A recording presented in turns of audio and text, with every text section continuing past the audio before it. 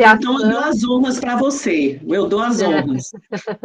Então, a gente queria agradecer aí a Maria Clara, que a, topou aí, mesmo estando, para quem entrou depois, né, estando distante há 4 horas da aula para a gente. A Maria Clara, professora na USP de Ribeirão, né, uma das pessoas hoje que mais sabe acerca de angiopatia amiloide, né, faz parte aí de várias publicações recentes importantes a respeito do tema.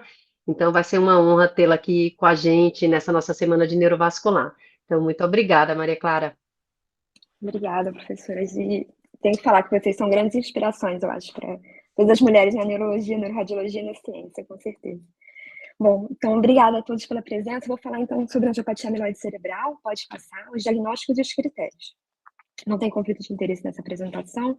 Então, falar de angiopatia amiloide, a gente começa falando de doença cerebral de pequenos vasos, né? Pode passando, essas são vários, pode passando um atrás do outro, professor, por favor. Então, a gente fala de small vessels, big problems, né? Essa é uma máxima do Steve Greenberg, eu acho linda, porque apesar de a gente se referir como uma doença de pequenos vasos, ela traz problemas gravíssimos do ponto de vista clínico e radiológico. A gente sabe que as doenças cerebrais de pequenos vasos respondem aí a cerca de 1/4 dos AVCs isquêmicos.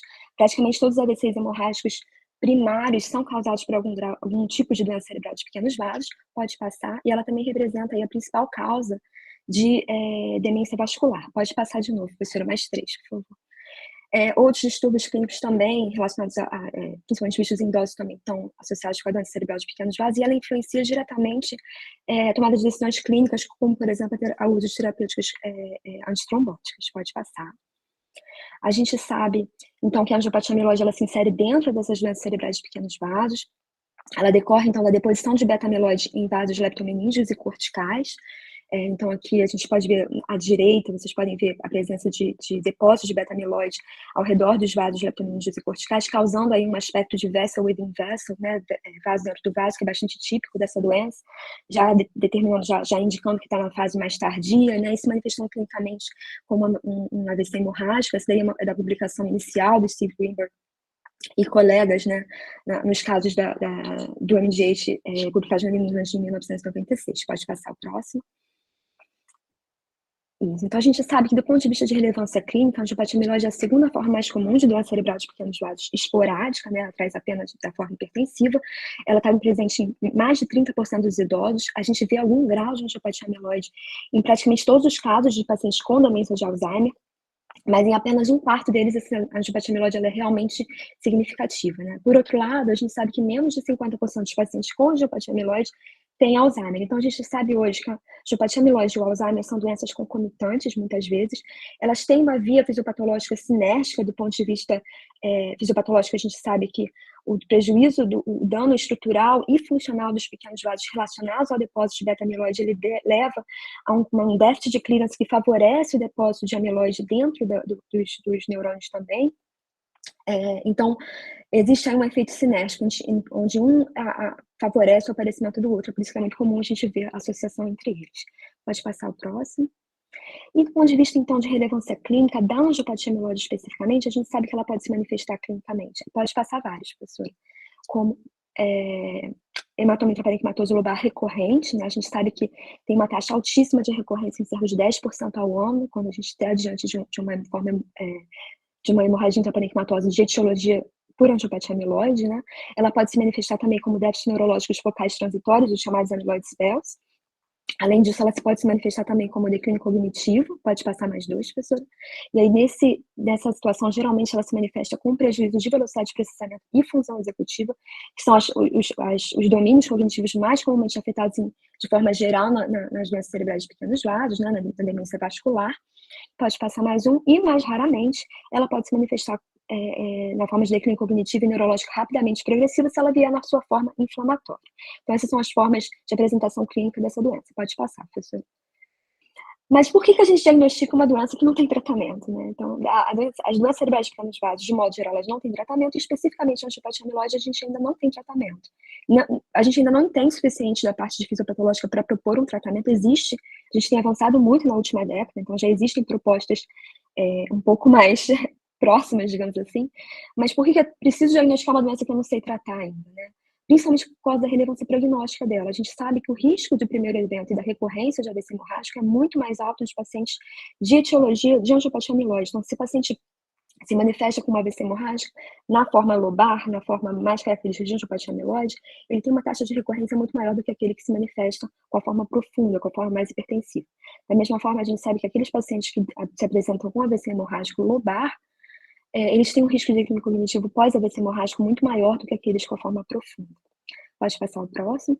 Além disso, esse diagnóstico tem relevância no manejo clínico, né? Decisões sobre antiagregação plaquetária, sobre anticoagulação, sobre controle de fatores de risco cardiovascular, tem um impacto muito grande, né, do diagnóstico da angiopatia amiloide. Além disso, a gente sabe que a gente está numa nova era aí, talvez numa nova era, um pouco controversa, mas a gente sabe que em 2022 foi 2021 para 2022, né, foi aprovado pelo FDA o uso do aducanumab nos Estados Unidos para tratamento de Alzheimer, né, e a gente sabe que a angiopatia amiloide é um dos principais fatores de risco conhecidos para as anomalias, anormalidades de imagem relacionadas ao amiloide, né, chamadas áreas, né, então a gente sabe que os pacientes com angiopatia amiloide, eles tendem a fazer área quando submetidos a um tratamento, né, imunoterápico anti-amiloide. Então, a gente diagnosticar e identificar esses pacientes dentro desse grupo de pacientes maior, que são os pacientes de Alzheimer, seria uma forma da gente tentar prevenir a manifestação de área, né, e tentar reduzir aí as complicações pós-terapia anti-amiloide. Pode passar mais um, professor? E, finalmente, a gente também tem que lembrar que a gente pode estar diante, muitas vezes, de angiopatia amiloide na sua forma monogênica, né? E aí, nesses casos, é bom, importante a gente diagnosticar para oferecer um aconselhamento genético. E, obviamente, a gente tem que lembrar da forma inflamatória, que, apesar de rara, é uma forma potencialmente reversível, ou pelo menos com uma melhora significativa pós-tratamento imunossupressor. Então, quem já viu, né, a resposta no tratamento da angiopatia amiloide inflamatória entende a importância da gente conseguir diagnosticar esses pacientes que chegam muitas vezes encefalopatas, o diagnóstico pode ser bastante desafiador. Pode passar o próximo, por favor.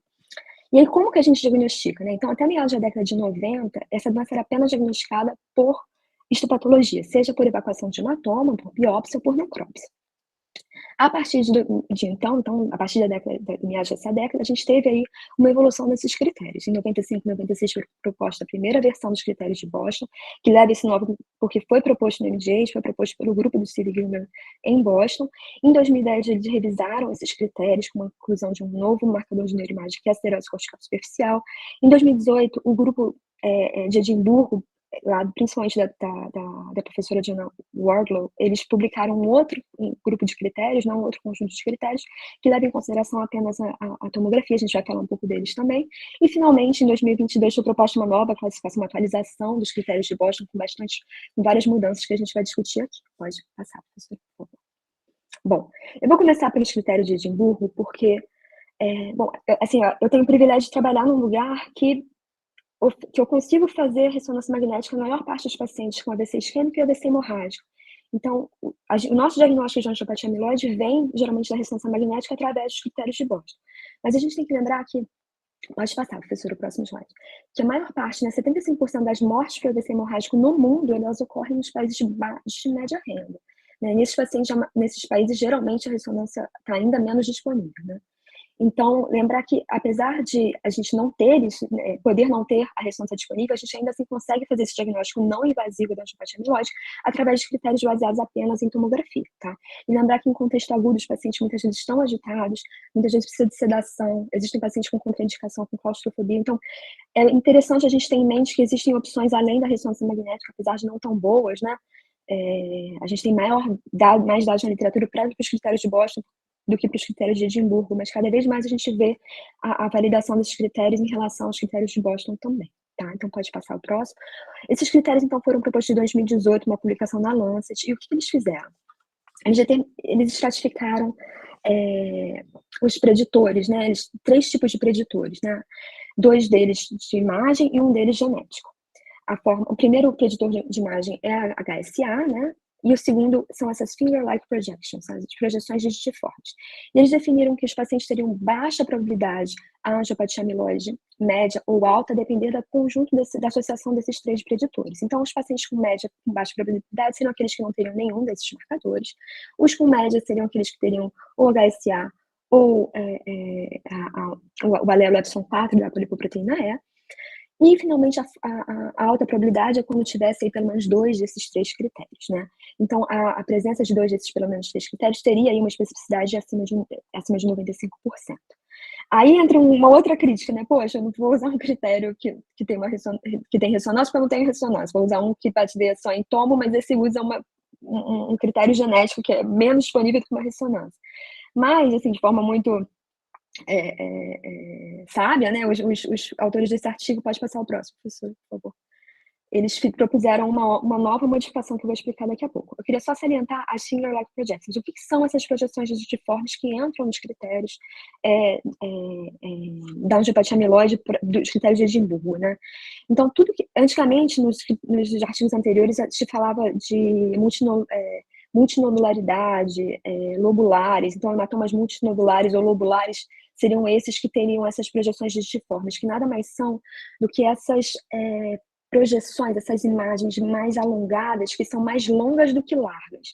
Muitas vezes elas se estendem até o córtex, né? Porque o que a gente acredita é que, como a angiopatia amiloide é uma doença do córtex e da leptomeninge, que grande parte desses hematomas lobulares, todos ou grande parte deles têm uma continuidade com o córtex. Por isso que a maior parte dessas projeções, elas tocam o córtex, mas elas não precisam, não há critério.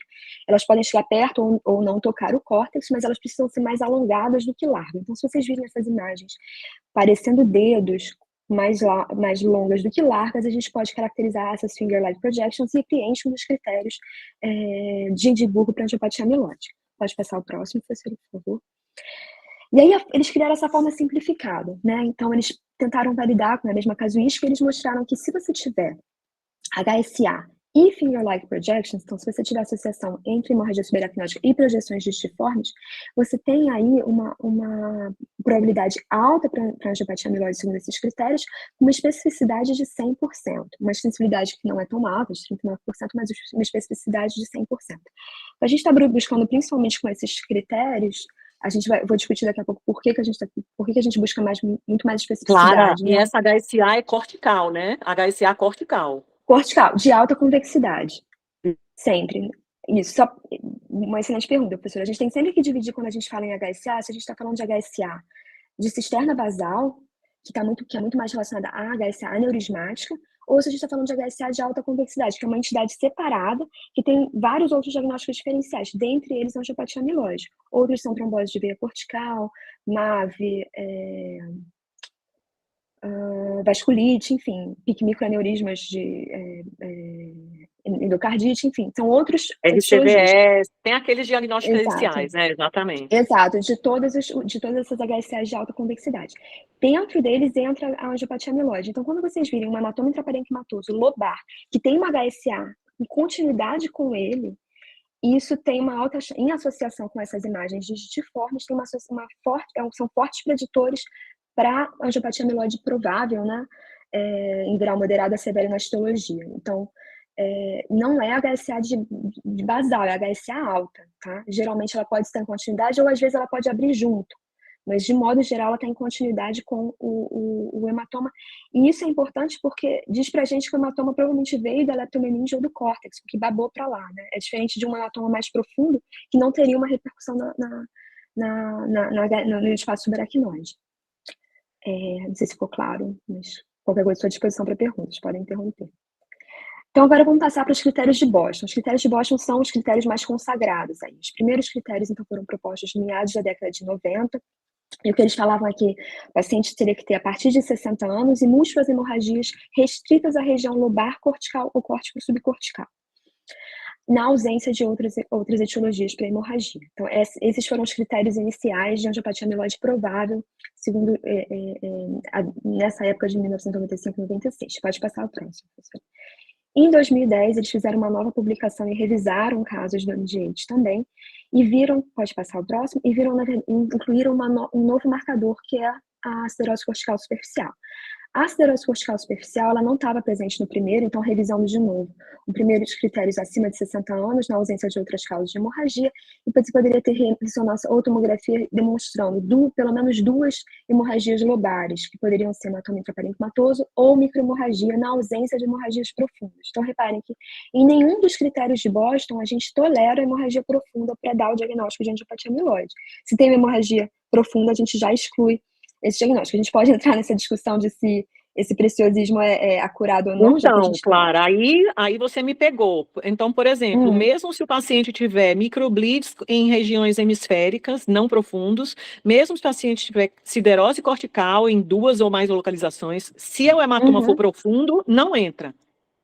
Nos critérios não entra, professora, mas a gente sabe hoje, por exemplo, que dentro daqueles pacientes com uma hemorragia mista, que tem tanto hemorragia lobar quanto profunda, quando eles têm siderose cortical superficial, a chance de ser angiopatia amiloide é muito maior do que de ser hipertensiva.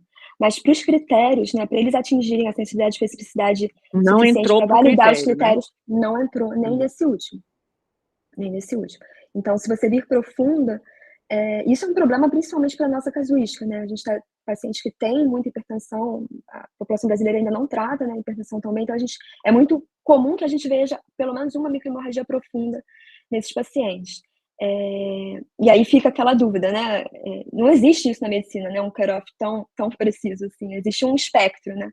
E eu vou falar no final da aula de outros achados que a gente tem visto também na doença hipertensiva que colocam em xeque alguns desses critérios de Boston. Então, lembrar que todo critério de clínico radiológico, ele, na verdade, é uma aproximação. A gente está tentando ver o que a histopatologia está vendo, mas existe um espectro da doença em associação com outras que a gente precisa ter em mente na hora de fazer esse diagnóstico. É óbvio que quando eu estou laudando e eu vejo 100 microhemorragias lobares e 3 profundas, consideradas cortical superficial, eu coloco que o conjunto de achados favorece o diagnóstico de angiopatia amiloide, pelo menos talvez em associação com uma doença hipertensiva, mas pelo conjunto de achados favorece que tem um componente importante de angiopatia amiloide. Eu não falo que preenche critério de Boston, né, mas porque realmente não preenche, mas eu deixo claro que o conjunto de achados favorece o diagnóstico de angiopatia amiloide. Os próximos critérios, então, da versão 1.5, eles mudaram um pouco, então a idade baixou um pouco para 55 anos, e a ressonância e a TC também continuaram podendo ser usadas, na tomografia também, mas aí acaba que a tomografia não tem sensibilidade para avaliar a siderose cortical superficial, né? Então acaba que cada vez mais, principalmente a partir da versão 1.5, a gente acaba dependendo ainda mais da ressonância. A gente já praticamente não, né? A gente só vê microhemorragia na ressonância magnética e siderose cortical também só na ressonância magnética. Então, você só vai conseguir aplicar o critério de Boston na tomografia se você tiver 2 hematomas lobares ao mesmo tempo, né? Bom, então, na versão 1.5, ele não fez a distinção entre o foco entre a forma focal ou disseminada da siderose cortical superficial. Ou seja, um paciente que tivesse até aí 3 sulcos acometidos ou a partir de 4 sulcos acometidos por siderose cortical superficial, ele contava como um critério que necessariamente tinha que se juntar a outro critério hemorrágico, seja hematomite aparentematoso ou microhemorragia, na ausência de hemorragias profundas, para caracterizar a forma de angiopatia amiloide provável segundo esses critérios. Pode passar o próximo, professor. E esses critérios, eles foram validados em algumas casuísticas, né? A gente tem que lembrar que é muito difícil a gente ter na literatura, no mundo, né, grandes coortes com estudo histopatológico, né? Então, isso torna bastante difícil a validação desses critérios clínico-radiológicos. Mas esses critérios, especificamente, eles foram validados em diversas coortes hospitalares, da E o que a gente observa é que quando a coorte não tem, por exemplo, as coortes não têm esse número a penúltima, né? Que não tinha AVC hemorrágico, praticamente, né?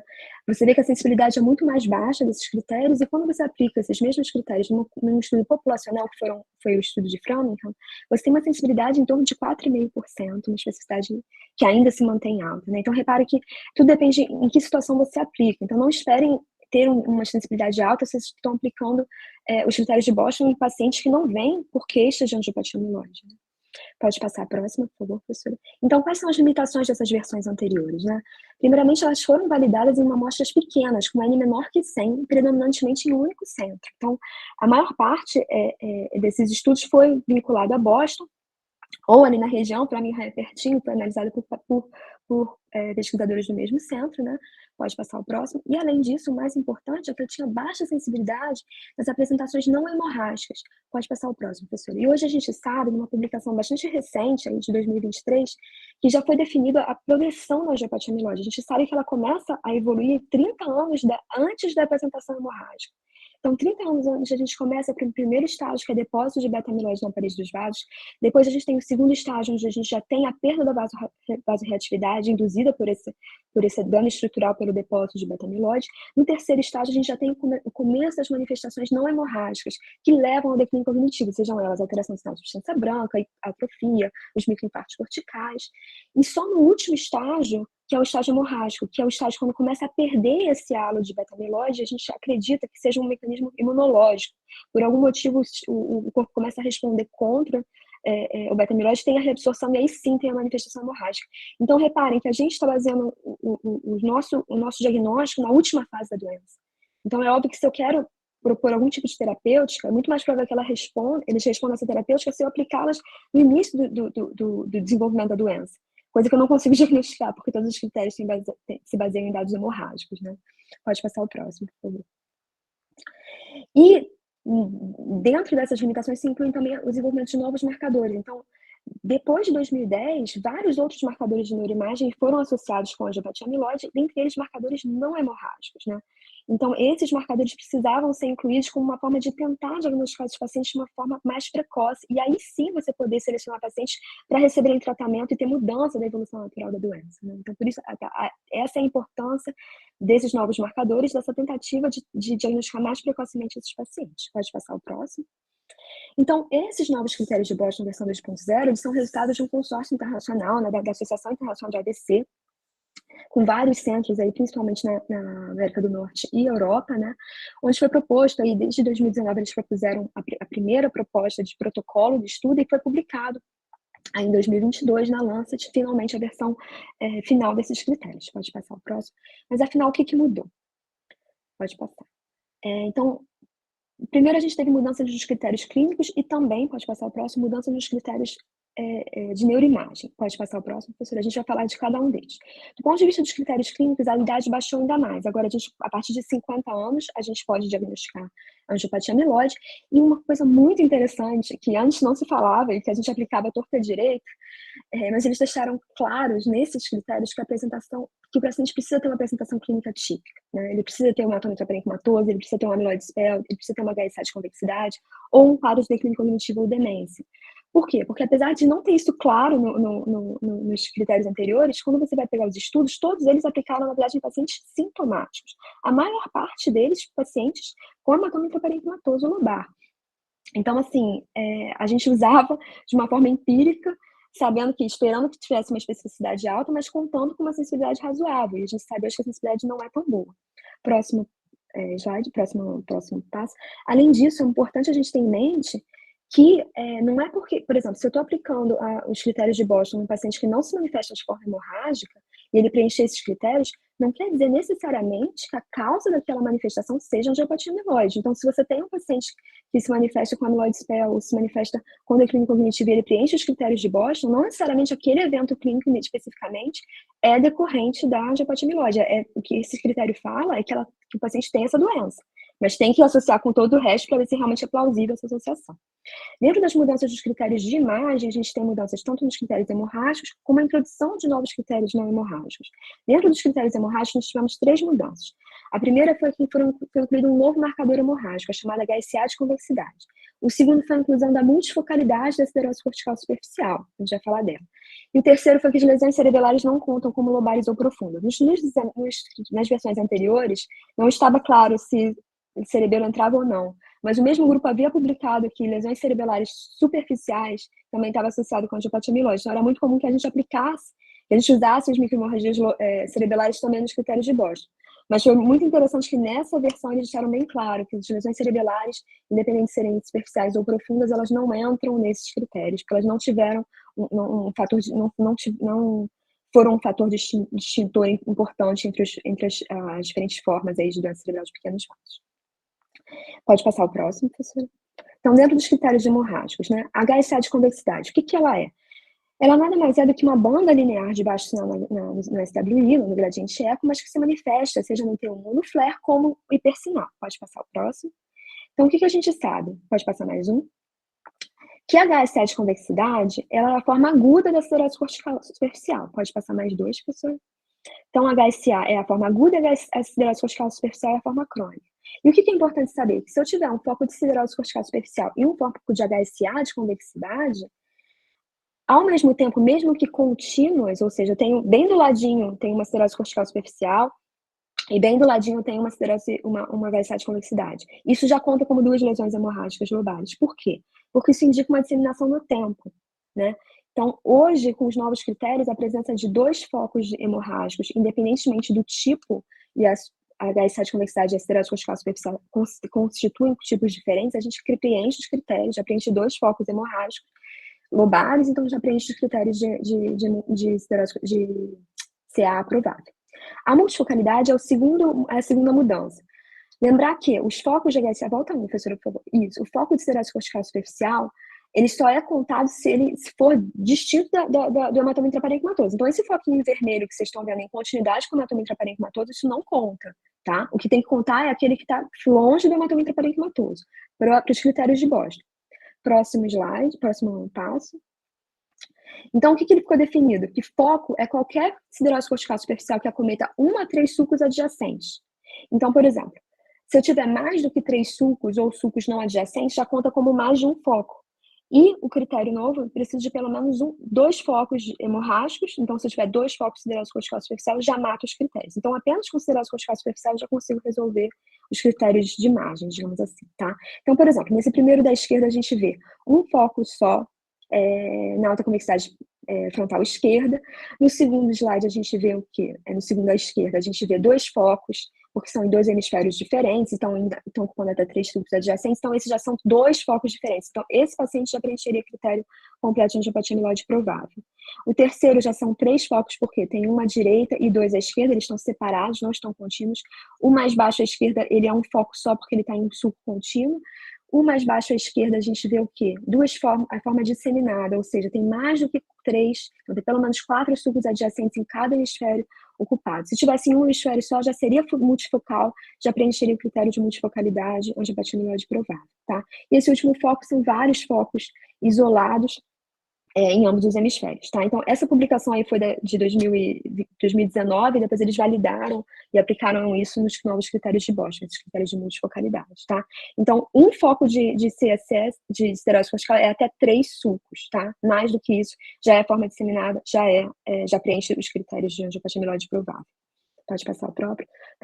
Tá, e aí agora vamos entrar nos critérios não hemorrágicos. 2 critérios hemorrágicos foram incluídos. Os fatos perivasculares no centro semiovais e a forma de multispot subcortical, que eu vou falar na próxima. Como é que a gente avalia os fatos perivasculares? Sequência T2 no axial. Vocês vão correr a imagem inteira, vão escolher o corte com o maior número de espaços perivasculares e vão contar apenas o hemisfério que tiver pior. Tá? É um hemisfério e um corte. Tá? E aí vocês vão contar, se tiver mais do que 20 focos em um corte, em um hemisfério, vocês vão preencher esse critério, tá? Lembrar, uma dica que eu dou é não janelar excessivamente. Se a gente janelar muito, todos os pacientes preenchem esse critério, tá? Então, cuidado, não janelem em excesso e tentem identificar realmente quais são esses focos. Pode passar o próximo. Como que a gente avalia esse outro padrão? Esse padrão múltiplos focos subcorticais é um padrão que é um pouco mais controverso. Por quê? Porque ele foi proposto em 2016 pelo grupo de Boston, mas ele nunca foi validado em nenhum outro grupo. Então, ninguém publicou algo semelhante mostrando que tem que eles mostram variabilidade interobservadora excelente, mas a gente não tem isso validado em outros centros. Então, essa é uma das principais críticas a esses novos critérios, né? Mas, mesmo assim, é algo que, no estudo que eu vou mostrar para vocês, fui eu que avaliei isso, é super factível e é fácil, é muito mais o padrão do que contar só. Mas como é que a gente avalia? A gente avalia no FLAIR. Vocês vão rodar todos os slabs, né? Os slices, e vão contar no cérebro inteiro quantos focos isolados de alteração do sinal de substância branca, né, de hipersinal de substância branca, acometem a região subcortical, tá? Eles não podem ser contínuos entre si, não existe limite de tamanho, eles podem ter a morfologia que vocês quiserem, o tamanho que quiser.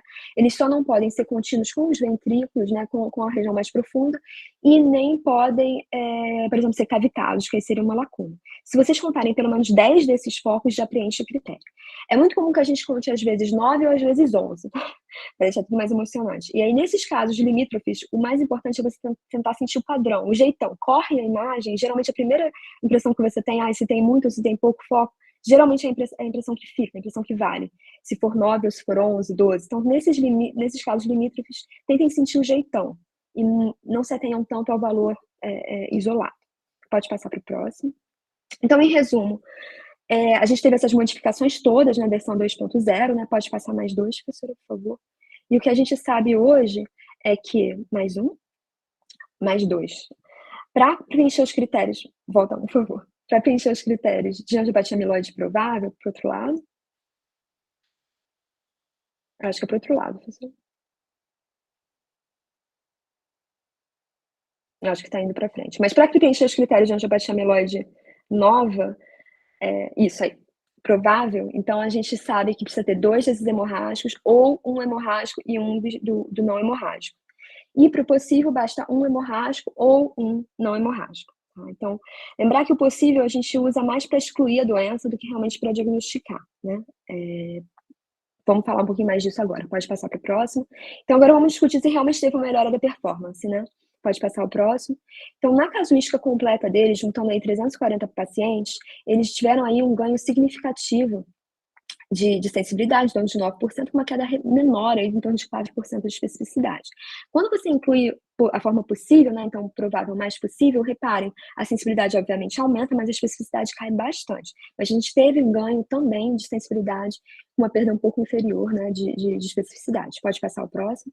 E aí, olhando especificamente em subgrupos, né, nos grupos dos pacientes que foram estudados com autópsia, que são aqueles pacientes que tiveram autópsia são os pacientes onde eu tenho mais certeza do diagnóstico de angiopatia amiloide, né? Então, nesses pacientes, o ganho de sensibilidade foi de 10% e a especificidade não mudou. Então, por isso que eles advogam tanto o uso desses novos critérios. Mas repare que quando eu aplico esses critérios nos pacientes apenas com hematoma intraparenquimatoso, eles têm uma sensibilidade e uma especificidade bastante alta. Por outro lado, quando eu aplico nas apresentações clínicas não hemorrágicas, reparem como a sensibilidade cai, mas a especificidade permanece alta, tá? Então é importante ter em mente que essa sensibilidade vai variar a depender da casuística dos pacientes em que eu estou aplicando os critérios. Pode passar o próximo. Então, quais são as limitações? Bom, vamos lá. Todos os pacientes praticamente brancos de ascendência europeia, com nível educacional altíssimo. A gente precisa de ressonância. E as outras situações não foram contempladas ainda, né? Então, a gente não sabe como é que a gente aplica na angiopatia amiloide monogênica, nas formas heterogênicas de angiopatia amiloide. Nos pacientes com aquele padrão hemorrágico misto, a gente ainda não sabe. Nos pacientes com hemorragias não lobares, aqueles pacientes com declínio cognitivo e patologias neurodegenerativas também não foram contemplados. Populações não brancas e minorias não foram contempladas. E é importante a gente lembrar que em pacientes assintomáticos que não procuram atendimento, pode passar mais um, por favor, por uma queixa clínica importante, que são aqueles chamados de community-based older individuals, que são os pacientes que estão vivendo bem na comunidade, mas são idosos, eles também não foram contemplados. Então, para responder essa pergunta, pode passar para o próximo, professora. A gente fez um estudo que foi publicado em janeiro desse ano, né, aplicando esses critérios numa coorte de pacientes que a princípio eram relativamente assintomáticos. Não é que eles eram assintomáticos, eles entraram para a coorte assintomáticos e eles desenvolveram algum grau de declínio cognitivo. Mas é importante saber que são pacientes funcionais, que viviam bem sendo idosos na comunidade. Então, a gente começou aí criando quase 4.000 pacientes, a gente conseguiu incluir no estudo 134, sendo 21 que preencheram critérios de angiopatia amiloide provável. Pode passar o próximo, professor. E o que a gente viu, pode passar mais 2, é que a gente teve um ganho, mais um só, isso. A gente teve um ganho importante aí de mais de 12% na sensibilidade, quando a gente aplicou esses critérios nessa população, e uma queda menor na especificidade. Então, o comportamento que a gente viu desses critérios em relação à versão anterior, né, nos pacientes sintomáticos, foi muito parecido com o que a gente viu nessa amostra de comunidade, né, mas reparem como a gente tem uma performance inferior à performance que a gente observa nos pacientes sintomáticos. Pode passar o próximo. E o que a gente quis olhar um pouquinho melhor? A gente, então, pegou todos os pacientes que a gente classificou como angiopatia amiloide provável segundo esses novos critérios e tentou ver se tinha algum achado de neuroimagem que permitisse a gente diferenciar os falsos dos verdadeiros positivos. E foi muito interessante que o que a gente viu é que a localização específica, né, os critérios de Boston falam apenas em localização lobar, mas não especifica se ela é cortical ou não cortical. Né? Mas o que a gente viu é que a localização cortical é muito mais comum nos pacientes verdadeiramente positivos, verdadeiramente com angiopatia amiloide, e a localização não cortical é mais comum nos falsos positivos, né? Então, isso faz todo sentido do ponto de vista fisiopatológico. Pode passar o próximo, professora? E isso, inclusive, em fevereiro foi publicado outro artigo, na Scientific Reports, falando exatamente dessa diferença de localização da microhemorragia lobar nos pacientes com angiopatia amiloide e forma hipertensiva. Pode passar o próximo. E eles também viram isso, eles diferenciaram a localização entre cortical, justa cortical e subcortical. Pode passar a próxima. E o que eles viram é que nos pacientes, mas volta uma, professor, que eles viram que nos pacientes com angiopatia amiloide a forma intracortical era muito mais comum do que a forma justa cortical e subcortical. E aí, dando continuidade a isso, eu só vou falar de um dado que eu acho que é importante, pode passar para o próximo, que foi uma outra observação que a gente fez num estudo também chefiado aí pela Valentina Perosa, onde a gente observou que vários dos pacientes que a gente vinha seguindo lá em Boston como angiopatia amiloide provável, quando doavam o cérebro e a gente examinava do ponto de vista histológico, a gente não achava angiopatia amiloide. E qual que foi o objetivo? Tentar estudar essas microhemorragias e ver qual que era o problema, qual que era a causa dessas microhemorragias lobares. E o que a gente viu? É que os falsos positivos, eles tinham uma localização mais frequentemente justa ou subcortical, ao passo que a angiopatia amiloide provável, a angiopatia amiloide confirmada, desculpa, ela tinha uma localização de microhemorragia muito mais intracortical, tá? Essas são imagens de cérebro ex vivo, né? Cérebro fresco, em imagens de 3 Tesla. Aí pode passar o próximo. Mas mesmo assim, então, mesmo a gente vendo mais localização cortical na angiopatia amiloide verdadeira e menos nessas formas hipertensivas, o que foi interessante é que quando a gente examinou especificamente o vaso responsável pela microhemorragia cortical, o que a gente encontrou nesse vaso foi sinal de arteriosclerose, né? Então, parece que a arteriosclerose também pode levar a microhemorragia lobar, e essa localização específica, se ela é mais cortical ou subcortical, parece ter uma relevância forte no diagnóstico da angiopatia amiloide durante a vida, né? E o que a gente espera, pode passar o próximo, professor, é que isso tenha impacto nas próximas versões desses critérios, né? Então, lembrar que ainda assim, nessa publicação desse ano também da Stroke, o Steve e a Suzane, que são os chefes lá do laboratório atualmente, eles salientam que esses critérios, mesmo que atualizados, eles ainda têm uma sensibilidade reduzida para a detecção de angiopatia amiloide em amostras de comunidade, e a gente não pode ainda aplicá-los na forma mista e nos pacientes com microhemorragia profunda. Pode passar o próximo. Então, como conclusões, a gente tem que lembrar que todo critério clínico radiológico é um balanço entre sensibilidade, especificidade, entre complexidade e generalizabilidade. Então, a gente tem que saber mais ou menos qual que é o comportamento, né, e a performance dos nossos critérios em determinadas populações para aplicá-los da melhor forma, interpretar esses critérios da melhor forma. Pode passar. Então, a gente sabe que ele é útil principalmente no diagnóstico clínico e na pesquisa no contexto de angiopatia amiloide com manifestações clínicas típicas. Pode passar o próximo. A acurácia vai depender do contexto clínico que eles não são aplicados. E, finalmente, as direções futuras é a tentativa de validação desse e outros critérios em populações em minorias, em populações com apresentações mistas ou com apresentações clínicas diversas do que aquelas que foram propostas. Era isso que eu tinha para falar para vocês. Muito obrigada. Eu acho que eu estou perdendo pouco tempo, desculpa. Eu estou à disposição para perguntas. Excelente, excelente. Deixa eu sair daqui. E aí, pessoal, alguém quer perguntar alguma coisa? Alguém Eu quero quer perguntar perguntar, alguma Mara. coisa para a doutora Clara? Eu quero perguntar, Marinha. Eu queria perguntar para a Clara se ela acha que Gente, Está me ouvindo? tem um tempinho para 1 ou 2 perguntas, antes de eu apresentar Maricota, a minha aula. você está me ouvindo, Maricota? Se vocês não querem perguntar, eu vou apresentar já a minha aula, tá? E a minha aula Mara, a gente está falando, acho que ela não está ouvindo a gente. Mara nos ouve? Fabiano, fala aí. Você está me ouvindo, né, Fabiano? Sim, não estamos delirando aqui, não. Então tá bom. Eu queria perguntar rapidinho, então aproveitando que está todo mundo escutando, para a Maria Clara, qual que ela acha que é o papel do PET amiloide no auxílio, no diagnóstico? Marita, nós estamos falando. Peraí, vou mandar mensagem para ela, gente. Qual é o papel do PET amiloide no auxílio diagnóstico? Obrigada pela pergunta, professora. É uma excelente pergunta. Eu acho que a principal questão do PET amiloide atualmente é que a gente ainda não consegue diferenciar se ele está captando placa ou se ele está captando depósito vascular. Então, existe uma sobreposição muito grande entre o Alzheimer e a angiopatia amiloide nessa situação. A gente não sabe ainda se a captação reflete a angiopatia amiloide verdadeira ou não. O que a gente vê é que tem sido muito utilizado o PET amiloide para validação desses critérios, ao invés de usar a histopatologia que não está tão disponível, né? Então, o que eu vejo é, se você tem disponível, você pode eventualmente lançar mão, se tiver casos, principalmente para os idosos, mas ainda não está definido na literatura um guideline realmente, critérios para pacientes, por exemplo, com a forma mista, usar PET. Isso não tem estabelecido, principalmente porque ainda não está claro se o PET é específico para angiopatia amiloide ou não. Mas o que a gente vê muito são estudos na literatura comparando os critérios de Boston, os critérios de Edimburgo com o PET. E aí eles usam como uma forma de falar ainda mais a favor de angiopatia amiloide sem ter histopatologia. Mas ainda assim, do ponto de vista de utilidade clínica, o PET amiloide ainda está muito pouco disponível, né? Então, eu acho que no futuro talvez a gente tenha, mas eu acho que do ponto de vista de prática clínica, talvez a gente ainda evolua mais do ponto de vista de ressonância antes de lançar a mão do PET. A gente tem pedido bastante, assim, PET amiloide, quando a gente tem dúvida, e tem conseguido fazer, em alguns locais a gente está disponível no sistema privado.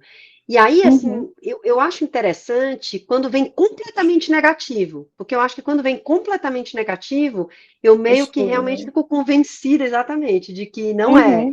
Quando vem positivo, né, é mais difícil, aí tenho discutido com quem lauda se existe um padrão diferente, né, de depósito de amiloides.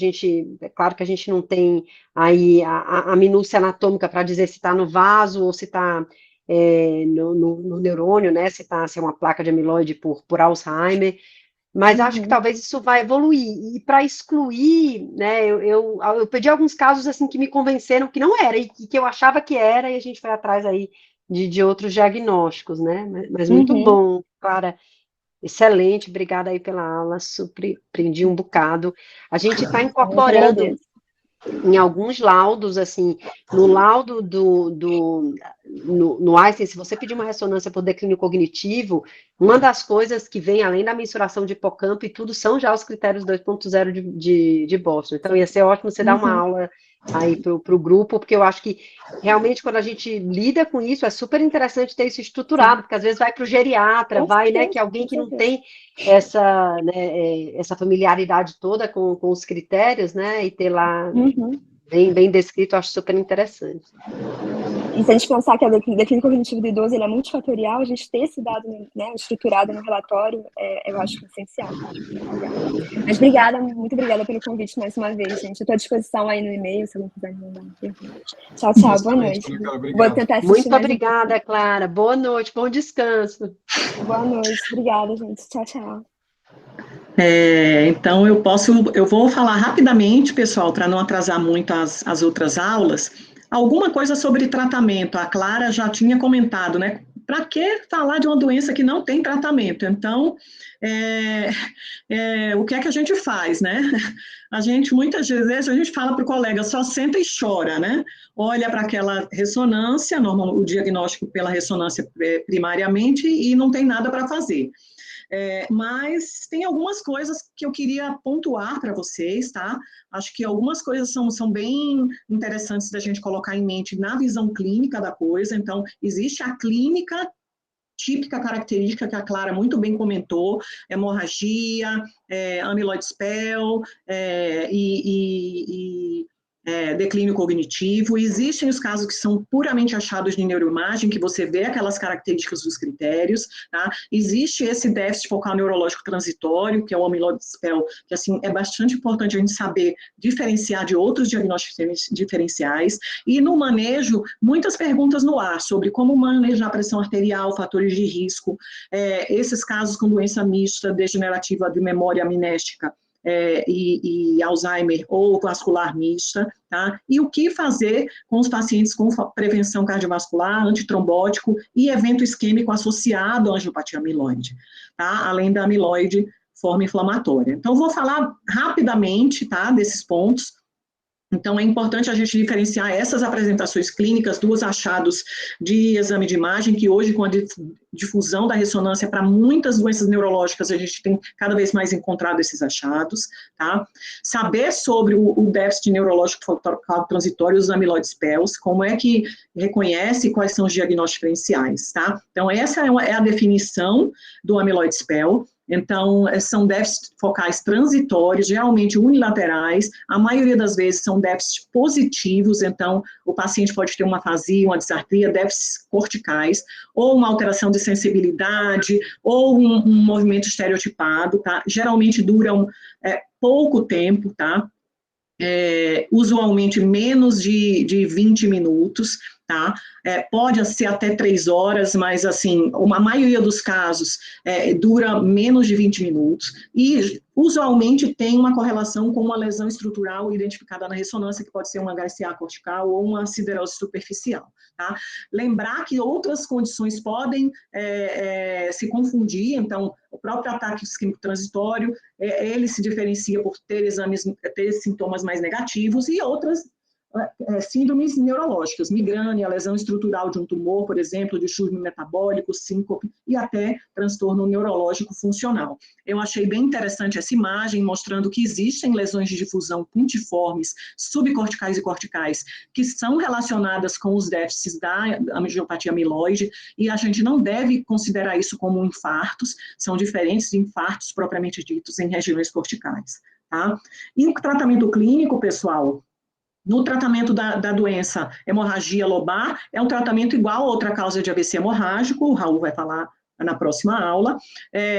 Você não tem nenhum risco a mais de operar, se houver necessidade de neurocirurgia nesses pacientes. O problema é justamente a condução do pós-sangramento. É uma doença que não tem tratamento específico até hoje, e basicamente o manejo envolve o risco, pontuar esse risco de novo sangramento, administrar esse paciente do ponto de vista de uso de medicações para outras condições. Então, assim, quando é que tem maior risco? História de sangramento prévio, imagens específicas, por exemplo, doença disseminada, aqueles critérios de siderose superficial disseminada, quantidade de microbleeds, e quando o paciente precisa de alguma terapia antitrombótica de maior risco, como, por exemplo, anticoagulação ou dupla antiagregação, e o tempo desse tratamento, tá? Então, como você deve manejar? Por exemplo, o amiloide SPEL, relacionado à angiopatia amiloide. Geralmente você tem que fazer um eletroencefalograma, usualmente esse eletro vem normal, muitas vezes ele vem normal, porque não há como pegar essa alteração. Você deve fazer ressonância para excluir estenoses, sintomas hemodinâmicos. Lembrar que esse é um sintoma, apesar da recorrência, é um sintoma geralmente benigno e transitório, e há relatos de especialistas sobre o controle pressórico mais restrito na fase aguda desses pacientes, e quando houver hemorragia, retirada de antitrombótico na fase aguda.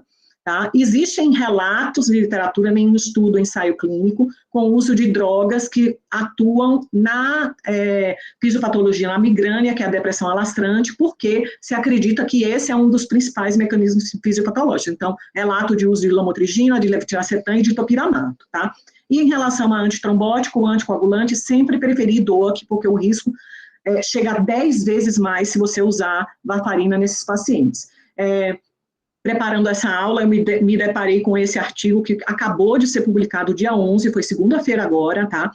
Falando exatamente sobre esse manejo das doenças cardiovasculares nessas suspeitas de angiopatia amiloide. Então, vejam aqui que o risco de um paciente com angiopatia amiloide ter um infarto, uma isquemia, é muito maior do que ele ter hemorragia. Por isso que, muitas vezes, você vai ter que tomar essa decisão difícil de dar um antitrombótico para esse paciente, a não ser que ele tenha uma doença com a carga muito alta, ou de microbleeds, ou de siderose superficial. Então, vejam aqui as taxas de evento de hemorragia e de isquemia.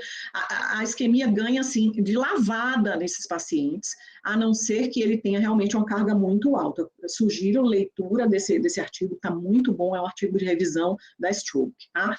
E, no mesmo artigo, os autores, o Eric Smith e o Charidimou, eles fazem esse gráfico assim, muito bom, mostrando que a gradação da doença, da presença de microbleeds e de siderose superficial, é o que vai guiar você ser mais ou menos agressivo no uso do antitrombótico. Então, se houver doença multifocal, bilateral, você deve realmente evitar, por exemplo, dupla antiagregação. Não há contraindicação total de dupla antiagregação, você pode usar.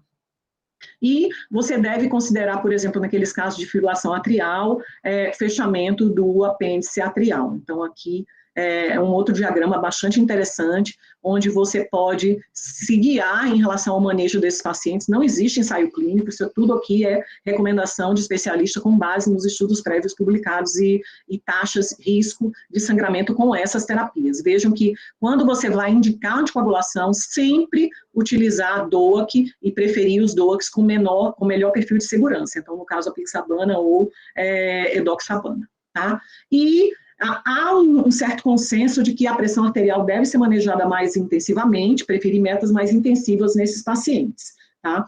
Lembrar que na forma inflamatória, devem fazer o uso de metilprednisolona, pulsoterapia e depois manter corticoterapia. Esses pacientes melhoram bastante dessa forma inflamatória, tá?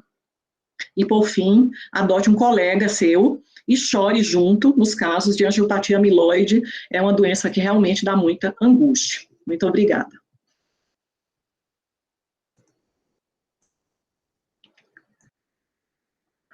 Pessoal, se alguém quiser fazer alguma pergunta antes da gente chamar o próximo apresentador, o Raul. Raul, se você quiser já compartilhar a sua tela. Eu quero, Marinha, também. Eu queria perguntar em que situações práticas você não indica a anticoagulação num paciente que tem o diagnóstico de angiopatia amiloide? Eu acho que a principal contraindicação se ele teve apresentação hemorrágica, então infarto lobar, recorrência de infarto lobar, é muito difícil você indicar anticoagulação. Então, esse último artigo aí que saiu essa semana agora, ele fala sobre suspeita de angiopatia amiloide e presença de microblitz em ressonância. Então, vejam, eles focam mais, pessoal, na doença subclínica ou assintomática. Então, os doentes que têm a manifestação hemorrágica é muito difícil.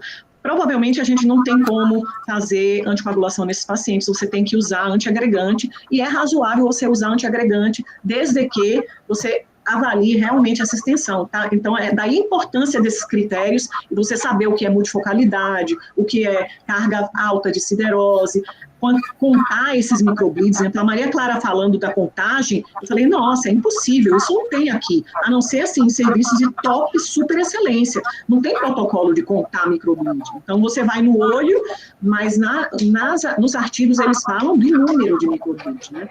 Marita, mas acho que tem bastante coisa de inteligência artificial, do mesmo jeito que a gente tem já para contar lesão e esclerose múltipla, né? Tentando trabalhar automatizar com isso, né? Para automatizar essa contagem. Eu concordo totalmente contigo. Eu acho que quando a manifestação é hemorrágica, eu não dou impossível, é impossível. E aí, assim, a conduta minha tem sido indicação de oclusão de apêndice atrial. Sim, infelizmente, a gente não tem a oclusão disponível no SUS, né? Então, a gente fica realmente... na verdade, viu, Gisele? Nem no SUS, nem na saúde suplementar. Inclusive, eu queria aproveitar a plateia aqui, está tendo uma consulta pública agora, tá, que vai até daqui a alguns dias, sobre o fechamento do apêndice para entrar no rol da ANS. No rol da ANS a gente não tem. Então, se o doente quiser fechar, ele tem que ou pagar particular, ou judicializar. Então, assim, é bem importante que tenha esse tratamento justamente para essas doenças. E não é incomum, né? É a segunda maior causa de hemorragia.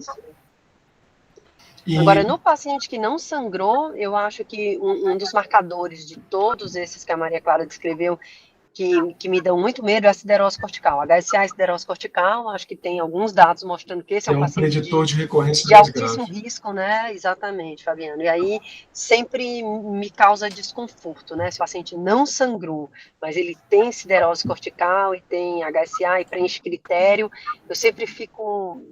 Esse é um paciente muito complicado de... Muito complicado, principalmente para anticoagular e até mesmo para antiagregar. Sim, com certeza. É que eu passei mais rápido, né, pessoal? Mas, assim, você tem que ter o feeling para diferenciar a IT do amyloid spell. É bem complexo mesmo.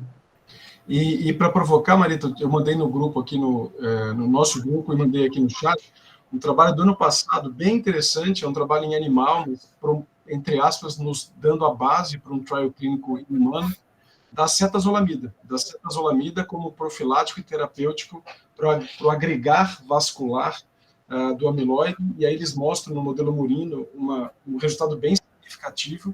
Não é ainda em humanos, mas talvez a sua aula fique com alguns slides a mais, pelo menos de discussão, Pois é, Fabi, eu até procurei no Clinical Trials os estudos atuais em andamento. Veja só, tem 6 que estão recrutando, um deles com uso de minociclina, estão tentando usar um antibiótico para a angiopatia amiloide cerebral, e teve um que foi terminado, provavelmente foi negativo, porque não foi publicado, usando um imunobiológico. Isso terminou em 2019, foi um estudo europeu também. Então, assim, realmente é um vácuo na área de tratamento. Então, eu só fiquei feliz com essa transazolamida porque é algo que a gente já conhece, já entende bem, e se provar algum benefício é algo muito próximo nosso, que não vai custar $100 mil por ano como um monoclonal. Né? Exato. Bem, eu agradeço. Agora eu vou passar a palavra para o Dr. Raul Valiente, ele é neurologista vascular, colega nosso, neurologista lá no Hospital São Paulo, na Unifesp, e ele foi convidado para falar sobre o AVC hemorrágico, hematoma intraparenquimatoso. Temos tratamento. Raul. Obrigado, Marita. Obrigado, pessoal. E essa vai ser a minha primeira apresentação de hemorragia intraparenquimatosa cerebral este ano, e com a novidade de que temos tratamento e uma apresentação completamente diferente daquelas que eu já fiz até agora.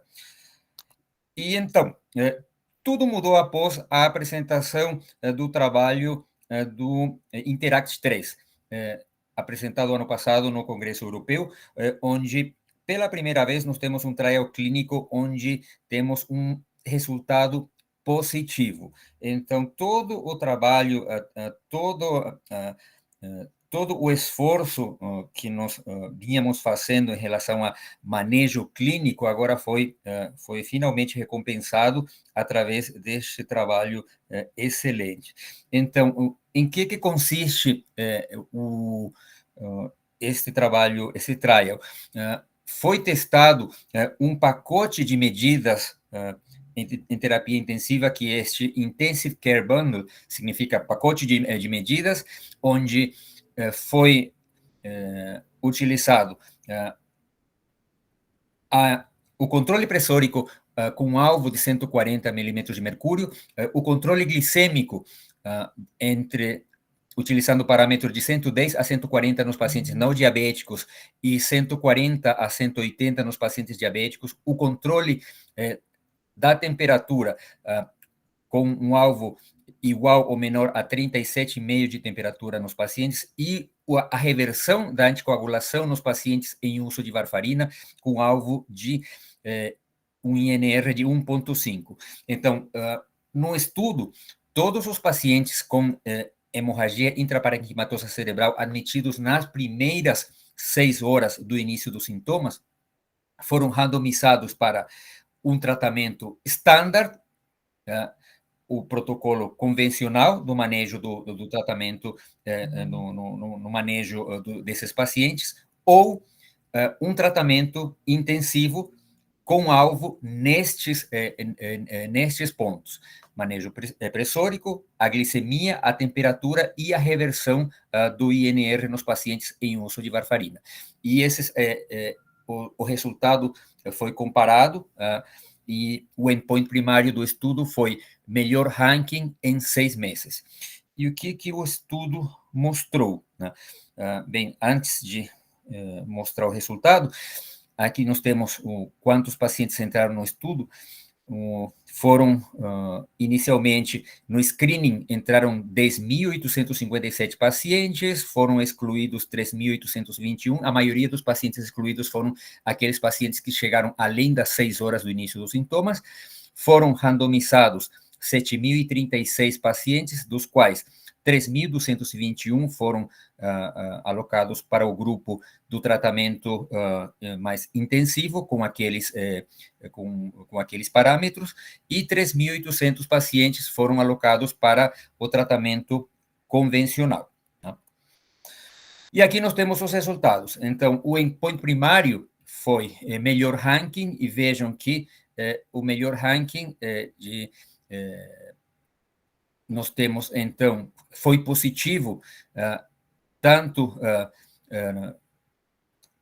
aqui nós temos, eles dividiram em ajustando, isso é comparado por país, positivos em todos os países, e nas avaliações, nos endpoints secundários, que, principalmente nas escalas de qualidade de vida, e em outras subanálises utilizando o ranking e o NIH, na grande maioria, em todos eles, todos positivos também.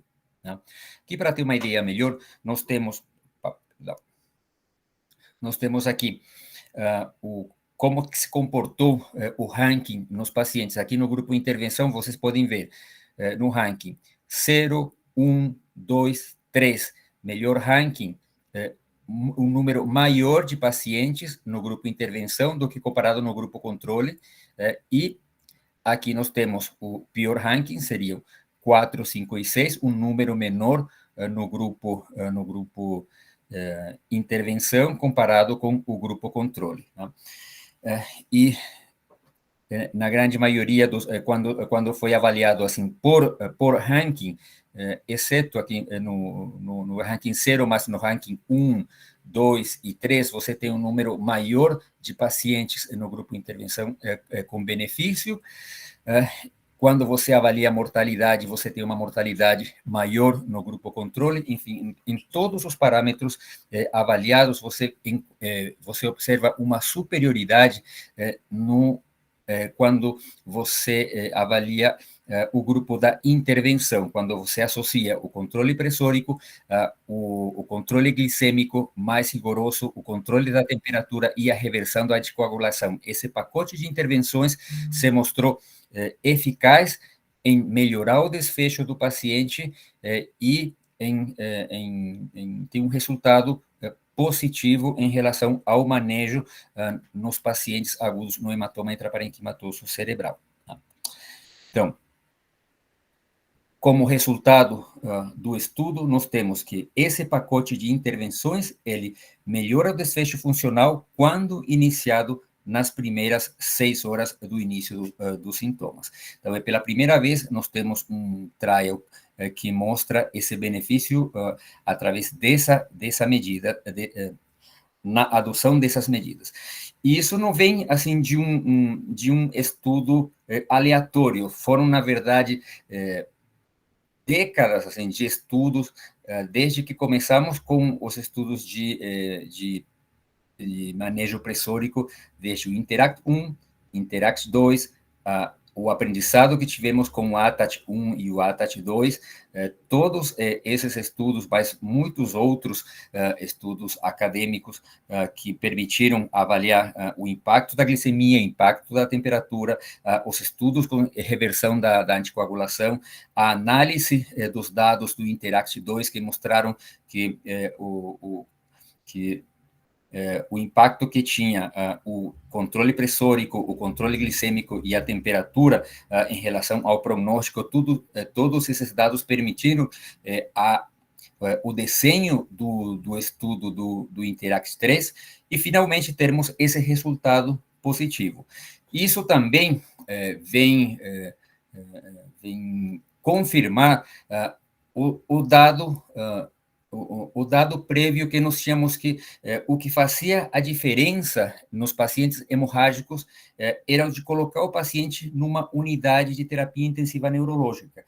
Então, quando você otimiza os cuidados nesses pacientes, é isso que beneficia o paciente. Então, agora, através desse estudo, quando nós implementamos essa linha de cuidados, nós confirmamos que é isso que beneficia mais o paciente. Então, a partir de agora, todo paciente com hemorragia intraparenquimatosa cerebral, o nosso alvo no manejo clínico é a implementação deste pacote de medidas. Então, a partir de agora, todo protocolo e todo guideline vai ser modificado de acordo com os resultados deste estudo. Então, nós estamos elaborando e escrevendo o nosso guideline e todos os outros que serão futuramente atualizados seguirão esta linha de manejo. E não para por aí. Nós temos também as novidades em relação ao manejo cirúrgico, depois da publicação dos dados do ENRICH Trial, que da mesma maneira como nós tivemos os dados positivos em relação ao manejo cirúrgico, o ENRICH Trial também mostrou dados positivos em relação ao manejo cirúrgico. E em que consiste esse trial cirúrgico? Foi um trial de drenagem endoscópica nos pacientes com hemorragia intraparenquimatosa cerebral. Alguns dados para entendermos em que consistiu esse estudo. Eles incluíram hematomas entre 30 a 80 ml até 24 horas do início dos sintomas, excluindo hemorragia talâmica, porque de estudos prévios já sabíamos que os pacientes com hematoma talâmico não se beneficiam do tratamento cirúrgico. Esses pacientes, infelizmente, operar em região talâmica não conseguimos trazer benefício algum. Então, os hematomas talâmicos já foram excluídos. Aqui, para vocês terem uma ideia qual foi o material utilizado, esse foi um endoscópio, tá? Aqui nós temos um introdutor que serve para você afastar os giros e você chegar ao hematoma, o endoscópio propriamente dito, e o desenho dele, inclusive com os espaços que eles têm, que permite a dissipação da pressão intracraniana, tudo isso facilitando o manejo do paciente e permitindo um cuidado maior durante o manuseio do paciente, utilizando esse modelo de endoscópio.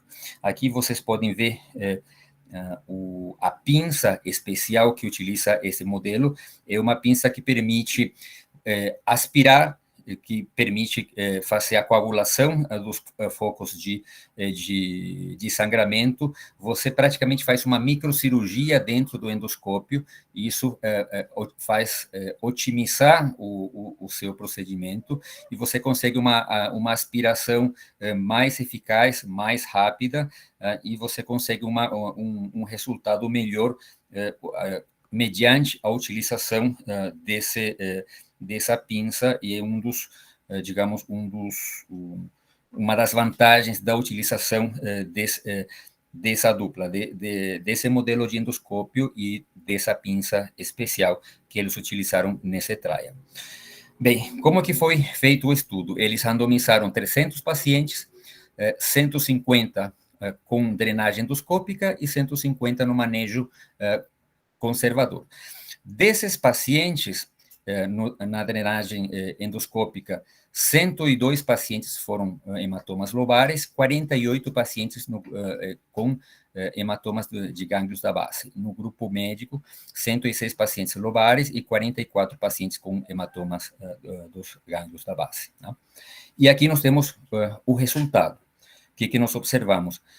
Nós tivemos no grupo em que os pacientes foram para drenagem endoscópica, um número maior de pacientes com ranking bom, um melhor ranking de 0 a 3 e menor mortalidade quando submetidos à drenagem endoscópica, isso comparando com o tratamento medicamentoso, e isso foi estatisticamente significativo. Nós tivemos um 98,1% de possibilidades de superioridade quando você utiliza a drenagem endoscópica. Isso é uma avaliação bayesiana, que foi um dos critérios, a maneira como eles utilizaram para avaliar isso no desenho do estudo, né? Um P significante, mostrando o resultado positivo desse estudo. Aqui um dado muito interessante, onde eles avaliaram como se comportam os hematomas em relação ao melhor resultado quando você... o resultado completo, o hematoma lobar tem um resultado positivo. Agora, quando você avalia exclusivamente os hematomas dos gânglios da base, o resultado foi neutro. Então, eles observaram que quando o hematoma, por exemplo, o hematoma putaminal, isoladamente, eles não conseguiram mostrar benefício. Então, no grupo específico do hematoma putaminal, nós ainda ficamos aquém do resultado. Isso até motivou ao grupo a continuar estudando. Eles têm um projeto em andamento, que é o projeto Enrich Plus, onde eles vão continuar com uma nova tentativa, onde eles vão ampliar o braço do estudo com hematomas lobares profundos, associando um tratamento clínico, onde vão operar através do endoscópio e associar a pioglitazona, que ele funciona como a pioglitazona, ele funciona como um acelerador do sangramento intracraniano. Então, a tentativa de usar a drenagem endoscópica mais um medicamento pode auxiliar a melhorar o desfecho desses pacientes. Esse é um protocolo que eles vão agora implementar em uma segunda etapa do estudo Enrich. Aqui, uma avaliação que eles fizeram em 6 meses em relação ao ranking, permanece positivo ao longo dos 6 meses, mostrando que esse resultado se mantém positivo ao longo do tempo. Tá? E aqui a ideia que eu quero mostrar para vocês, assim, agora, 2004, qual que seria o nosso pacote de intervenções de manejo intensivo? Eu coloco assim 5 pontos: o manejo pressórico, o alvo em 140, controle glicêmico mais rigoroso, em 110 a 140 nos pacientes não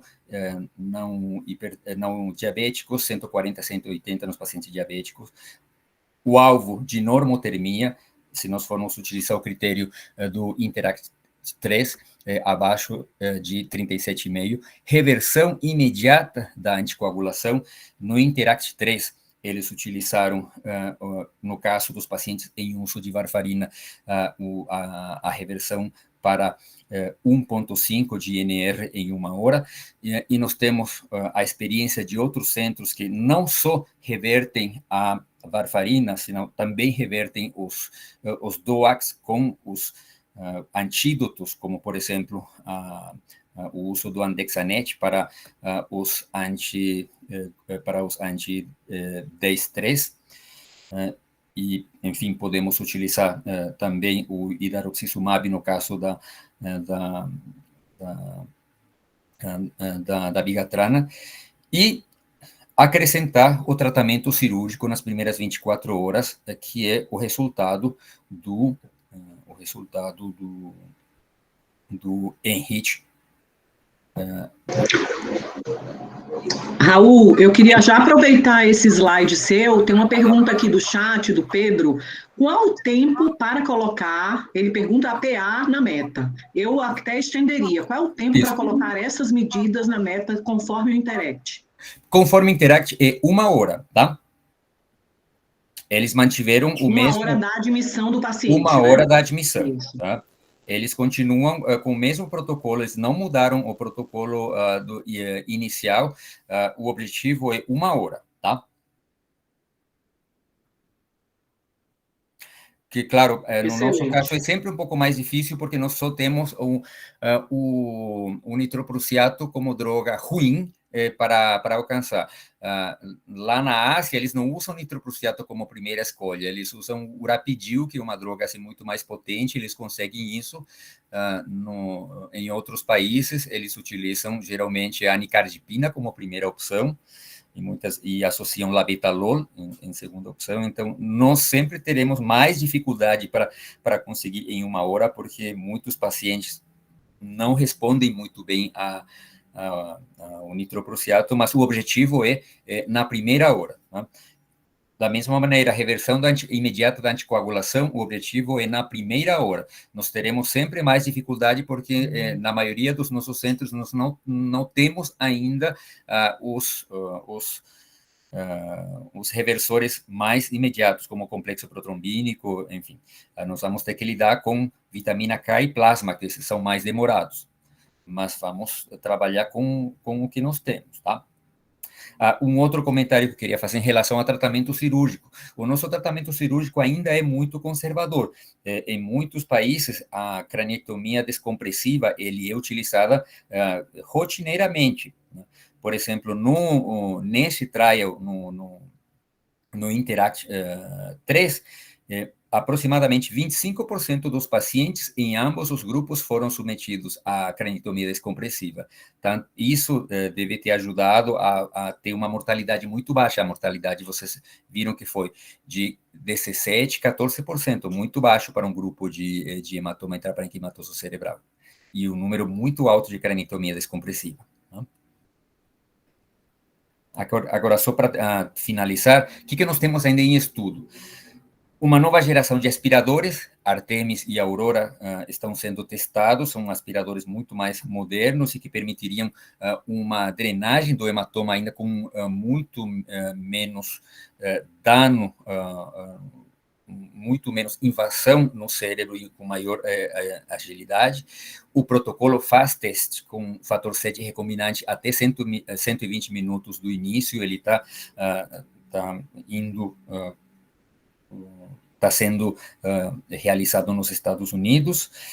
Comentei o Enrich Plus da endoscopia com pioglitazona como tentativa de melhorar o resultado na hemorragia ganglionar. E nós temos o Switch Trial da craniotomia descompressiva, o trial que está sendo conduzida na Suíça. Eles encerraram a randomização, tá? Eles encerraram antes do número que eles inicialmente programaram, até por uma dificuldade de inclusão dos pacientes, mas eles conseguiram randomizar 200 pacientes, eles encerraram faz pouco tempo, e acredito que até o final do ano nós teremos o resultado desse Switch Trial, com um número bastante interessante de 200 pacientes, tá? Então, nós teremos esses resultados e teremos dados em relação à craniotomia descompressiva. Então, era esses os dados que eu queria compartilhar hoje com vocês. E então, nós temos assim, uma visão completamente diferente hoje em relação ao manejo do hematoma intraparenquimatoso cerebral. Nós temos dados positivos e nós temos como otimizar cada vez mais o manejo desses pacientes. E agora é organizar os nossos centros, conversar com os neurocirurgiões, tentar implementar o tratamento cirúrgico e melhorar o desfecho dos nossos pacientes. Excelente, Raul, muito boa, viu, a sua apresentação. Realmente, é isso aí, né? Código AVC hemorrágico, é isso que a comunidade está pedindo, né? Do mesmo jeito que tem o isquêmico, tem que ter o hemorrágico. Alguma pergunta da plateia, além da que o Pedro falou, sobre 1 hora? Vocês podem escrever, vocês podem abrir o microfone, e eu já vou chamando a Eva para colocar o conteúdo dela para apresentar. Se você puder descompartilhar, Raul, sua tela. Descompartilho aqui. E agradecer a presença do Raul, agradecer a presença da Eva, professora Eva, é a nova professora do setor da disciplina de neurologia, e ela foi escolhida para falar sobre um tópico super importante, que tem muita dúvida, muita controvérsia em UTI, manejo da neurointensiva, do pessoal da clínica, até dos próprios neurologistas, como você trata hemorragia subaracnoide, a vasoespasmo, isquemia cerebral tardia. Então ela vai esclarecer todos esses pontos para a gente. A professora Eva é professora da disciplina de neurologia do Hospital São Paulo, fez fellowship lá com a gente, em neurologia vascular, depois fez pós-doutorado no MGH, então, assim, tem bastante experiência com esse doente grave da UTI da HSA. Obrigada, Eva, a palavra é sua. Obrigada pelo convite, doutora Mara. Boa noite, pessoal. É um prazer estar aqui falando para vocês desse tema, que é super interessante do ponto de vista do neurointensivismo, né, que é hemorragia subaracnoide. E eu vou começar definindo HSA, né, que é um extravasamento de sangue do leito vascular para a superfície parenquimatosa cerebral ou infratentorial através dos espaços e vias licóricos, né? Então, vai ser um sangramento no espaço subaracnoide. E a gente tem diferentes causas de hemorragia subaracnoide. A gente tem a traumática, por exemplo, né, após a TCE, e a gente tem a hemorragia subaracnoide espontânea, que aí, nesse caso, a principal etiologia seria o aneurisma cerebral. Em 80% dos casos, né, a gente tem o sangramento pela ruptura de aneurisma cerebral, mas também pode ser um sangramento por conta de uma malformação arteriovenosa, trombose venosa cerebral, fístulas, dissecção arterial, neoplasias, apoplexia pituitária, algumas drogas simpatomiméticas causando até a síndrome de vasoconstrição cerebral reversível, né? A gente tem HSA também cortical no caso da angiopatia amiloide, né? Então, a gente tem diferentes causas de hemorragia subaracnoide, mas a mais comum, a mais clássica, né, que a gente vê no pronto-socorro e na neuro-UTI, realmente é a hemorragia subaracnoide aneurismática, que é o que a gente vai focar hoje na nossa aula. Então, quando a gente fala de aneurismas, né, a gente tem diferentes tipos de aneurismas. A gente tem o aneurisma sacular, que é em 90% dos casos, né, geralmente naquelas áreas de bifurcação arterial, onde a gente tem uma turbulência de fluxo muito grande. Mas a gente tem os aneurismas fusiformes, né, e os aneurismas dissecantes também, que são secundários a, por exemplo, a dissecção arterial. A gente vai classificar os aneurismas de acordo com o tamanho também, então um aneurisma pequeno geralmente é abaixo de 6 milímetros, médio de 7 a 12, grande acima de 13 a 25 milímetros, e o aneurisma gigante é acima de 25 milímetros, e esses já são pacientes que vão cursar com sintomas mais compressivos, né? Então aqui, eu gosto muito dessa figura, né? Ela mostra os principais sítios de aneurisma. Então, a gente tem um sítio muito comum, que é na cerebral anterior, a artéria comunicante anterior, em 25% dos casos, né? Também uma área de bastante turbulência, né? De bifurcação arterial. A gente tem os aneurismas de carótida interna, em 30% dos casos. Na maioria das vezes, no segmento comunicante posterior, né, em 18% dos casos, que está relacionado muito à paralisia do terceiro nervo craniano. A gente tem os aneurismas de cerebral média, né, em 25% também mais comuns no sítio da bifurcação da artéria cerebral média, e menos comum a gente tem o aneurisma de basilar, principalmente topo de basilar, em 10% dos casos, cerebral posterior e vertebral cerebelar inferior posterior, menos frequente. E quais são as condições mais associadas ao aneurisma, né? A gente tem algumas condições genéticas e condições ambientais, né? Então, geralmente, os aneurismas acontecem principalmente em pacientes mais velhos, acima de 50 anos, principalmente do sexo feminino. É comum a gente ter uma história de tabagismo, de hipertensão mal controlada, né? Às vezes até de estresse importante, precedendo a ruptura do aneurisma. E entre as condições genéticas associadas, a gente tem alterações do colágeno, né, que vão gerar uma fragilidade vascular, como a síndrome de Ehlers-Danlos tipo 4, neurofibromatose tipo 1, doença renal policística, que é autossômica dominante, aneurismas intracranianos familiares, quando a gente tem 2 ou mais familiares de primeiro grau com aneurisma intracraniano e displasia fibromuscular. Então, quando a gente tem uma história familiar importante de hemorragia subaracnoide, de sangramento de aneurisma, isso vai ser também um sinal de alarme, né? Algo que a gente pode pensar como um fator predisponente para a hemorragia subaracnoide.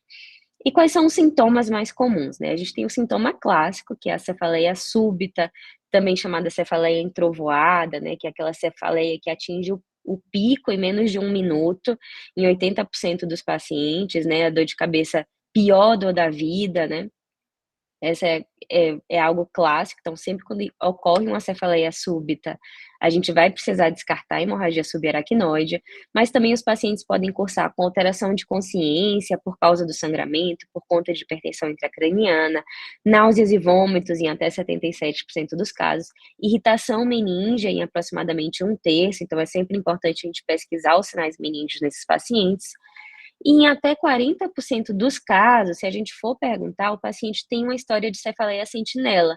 Então, uma dor de cabeça fora do habitual que pode ter ocorrido 2 até 8 semanas antes do episódio de ruptura de aneurisma. Outros sintomas, né, então, até o Fabiano que está aí, ele sempre fala na reunião da neurocirurgia, né, que a gente tem sintomas no paciente com aneurisma, né, pode ser sintoma de sangramento, sintoma de compressão, né, o aneurisma pode estar comprimindo alguma região, e até sintoma de isquemia, então o próprio aneurisma pode causar embolização e isquemia de alguma área, e até quando a gente fala da complicação do vasoespasmo, né. Então, um sintoma muito comum, principalmente nos aneurismas de comunicante posterior, é o sintoma compressivo da paralisia de terceiro nervo completa.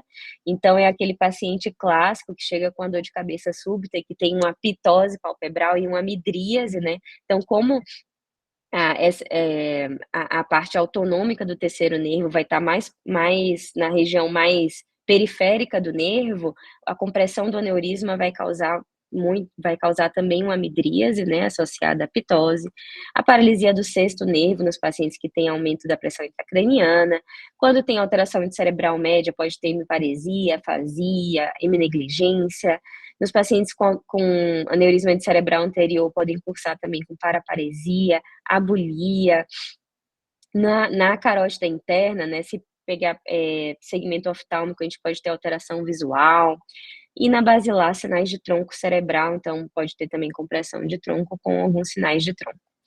Quando a gente faz o fundo de olho, a gente pode também ver algumas alterações características, né? Essas hemorragias, por exemplo, em chama de vela, a hemorragia subialoide, não pode acontecer nos pacientes com hemorragia subaracnoide, e a gente tem até um critério clínico, né, que é a regra de Ottawa, tá até no último guideline de 2023, né, falando quando que a gente vai suspeitar dos pacientes que chegam com a cefaleia aguda, quando que a gente vai suspeitar de uma hemorragia subaracnoide, né. Então, pacientes com mais de 15 anos, com a cefaleia nova, de forte intensidade não traumática, atingindo o máximo de intensidade em 1 hora, e que tiver mais do que 40 anos, ou rigidez de nuca, dor no pescoço, perda de consciência presenciada, o início durante a atividade física, atividade sexual, a dor de cabeça entrovoada, né, esse pico instantâneo, ou uma limitação para a flexão do pescoço, né, a gente vai investigar pensando na hemorragia subaracnoide. E classe 1, né, existe uma recomendação da gente aplicar as escalas clínicas quando o paciente chega com HSA aneurismática, então as classificações mais comuns são a de Hunt-Hess e a da World Federation of Neurosurgeons. A de Hunt-Hess vai levar em conta sinais clínicos, né, então se o paciente chega assintomático, só com a cefaleia leve, né, ele vai ter um Hunt-Hess de 1, se ele chega com a cefaleia mais intensa, moderada, grave, ou só com a paralisia de nervo craniano, Hunt-Hess de 2, e quando tem alteração de consciência, como confusão, estupor, coma, né, ele vai aumentando o grau de Hunt-Hess, e o grau da escala, né, vai estar relacionada à mortalidade hospitalar, chegando até quase 100% em 68 nos pacientes com Hunt-Hess de 5, mas que a gente vê que a mortalidade reduziu nos anos, né, então em 2002 o paciente com Hunt-Hess de 5 tem uma mortalidade de aproximadamente 50% ainda alta, mas os pacientes podem sair, podem sobreviver, né. E a classificação WFNS vai levar em conta a escala de coma de Glasgow e a presença de déficit motor. Essa é uma escala também que não é difícil de ser aplicada, né, então Glasgow 15 sem déficit motor, grau 0, com déficit grau 1, Glasgow 13 a 14 sem ou com déficit 2 ou 3, e assim a gente vai pontuando, né. E como é que a gente vai fazer o diagnóstico desses pacientes? O primeiro exame que a gente faz vai ser uma tomografia de crânio sem contraste. Se esse exame for realizado nas primeiras horas, principalmente nas primeiras 6 horas, a gente vai ter uma sensibilidade de aproximadamente 100% para hemorragia subaracnoide. Então, teoricamente, a gente não precisaria nem realizar o líquor nesses casos, né? Mas quanto mais tempo a gente vai demorando sem fazer a tomografia pode normalizar e a sensibilidade vai reduzindo. Sendo que quando o sangramento é menor do que 3 milímetros, a sensibilidade também vai ser mais baixa. Então, como é que a gente vai descartar a hemorragia no paciente com a tomografia de crânio normal? A gente vai prosseguir a investigação com a coleta do líquor. A gente faz a coleta do líquor, pode realizar o teste dos 3 ou 4 tubos, né, para ver se não foi um acidente de punção. No caso do acidente de punção, a gente vai ter um sangramento maior no primeiro tubo e uma redução do sangue no último tubo. E a gente vai fazer a espectrofotometria, para ver se existe xantocromia. Então, a xantocromia no líquor é muito sensível para a hemorragia subaracnoide, né, causada pela degradação da hemoglobina, e aí com esse exame a gente pode ter uma certeza ou não que o paciente teve hemorragia subaracnoide. Outro exame que não é muito utilizado no pronto-socorro, mas pode ser até mais sensível que a tomografia, é a ressonância de crânio, quando a gente faz a sequência FLAIR e o gradiente de eco, tem uma sensibilidade muito alta para a detecção de sangue no espaço subaracnoide. E aí a imagem vai ser utilizada também para a gente poder classificar esses pacientes. E a classificação mais famosa, né, que é um dos estudos mais citados de todos os tempos na medicina, é a classificação de Fisher, que hoje em dia a gente utiliza a escala de Fisher modificado, que vai levar em conta a presença de sangramento cisternal, fino ou grosso, mínimo ou grosso, e a presença de sangue nos 2 ventrículos laterais. Então, por exemplo, se a gente tem uma imagem normal, é um Fisher 0, se a gente tem sangue fino, sem hemorragia intraventricular Fisher 1, com hemorragia ventricular Fisher 2, e sangue grosso, sem hemorragia ventricular Fisher 3 e com Fisher 4. Então, esse aqui é um exemplo para vocês, vamos tentar graduar esse paciente junto, né? Então, a gente vê sangue, né? A gente vê uma hiperdensidade espontânea no espaço subaracnoide, não é um Fisher 0, e a gente vê um sangue grosso cisternal com inundação ventricular. Então, é um Fisher 4, né? E a gente utiliza a escala de Fisher modificado, porque quanto maior a pontuação nessa escala, a gente vai ter um maior risco de vasoespasmo. Então, que antigamente, na escala anterior, o Fisher 3 era com maior risco de vasoespasmo. Aqui mostra, né, que o grau de vasoespasmo no Fisher 1 vai ser aproximadamente 24%, enquanto no Fisher 4 chega a 40% o risco de isquemia cerebral tardia. Outra escala clínica radiológica, que foi publicada por um brasileiro, o Ayrton Leonardo, é a escala de Vaso-Grade, e ajuda a gente a identificar os pacientes que a gente vai ficar mais tranquilo, né, que pode até ir um pouco mais, e ter uma alta um pouco mais precoce da UTI, e os pacientes que a gente vai, que são mais graves e que têm um risco maior de vasoespasmo, e ele leva em conta a escala clínica WFNS e a escala de imagem, que é a escala de Fisher modificada. E aí a gente vai classificar os pacientes em verde, amarelo e vermelho. Quando o Vaso-Grade é vermelho, a gente tem um risco até 3 vezes maior de ter uma isquemia cerebral tardia, que eu vou definir um pouquinho para vocês mais adiante. Então, a gente identificou que o paciente teve uma hemorragia subaracnoide, e aí a gente tem que ver qual foi a etiologia do sangramento, né? Então, a gente vai ver se realmente existe um aneurisma intracraniano. Então, todos os pacientes com tomografia com HSA, a gente vai fazer uma angiotomografia, que tem uma sensibilidade alta para a detecção de aneurisma intracraniano, até 97%, mas no aneurisma muito pequeno, menor do que 4 milímetros, pode ser mais difícil a identificação nos pacientes, né? Nesses casos de angiotomografia negativa, a gente pode passar para angiografia, né, tanto para identificar a causa da HSA, o aneurisma, tanto quanto para planejamento terapêutico, né? Então, hoje em dia, a gente tem imagens em 3D que vão ajudar, por exemplo, o neurocirurgião ou o neurointervencionista a planejar o melhor tratamento para esse paciente. E aí, se existem casos que a angiografia pode ser negativa, né? A gente não vê aneurisma, não vê uma formação arteriovenosa, e aí a gente pode repetir a angiografia para tentar identificar a causa do sangramento, né? Então, esse aqui é o algoritmo diagnóstico da última diretriz, né? Eles mostram o paciente com a cefaleia aguda, a gente pode aplicar a regra de Ottawa, né? Para identificar os pacientes que a gente vai investigar. Se o paciente tem um sangramento com menos de 6 horas, a gente vai fazer uma tomografia de crânio sem contraste. Se tiver hemorragia subaracnoide, a gente já vai para angiotomo para identificar um possível aneurisma. E se não tiver sangramento, a gente pode até descartar um HSA.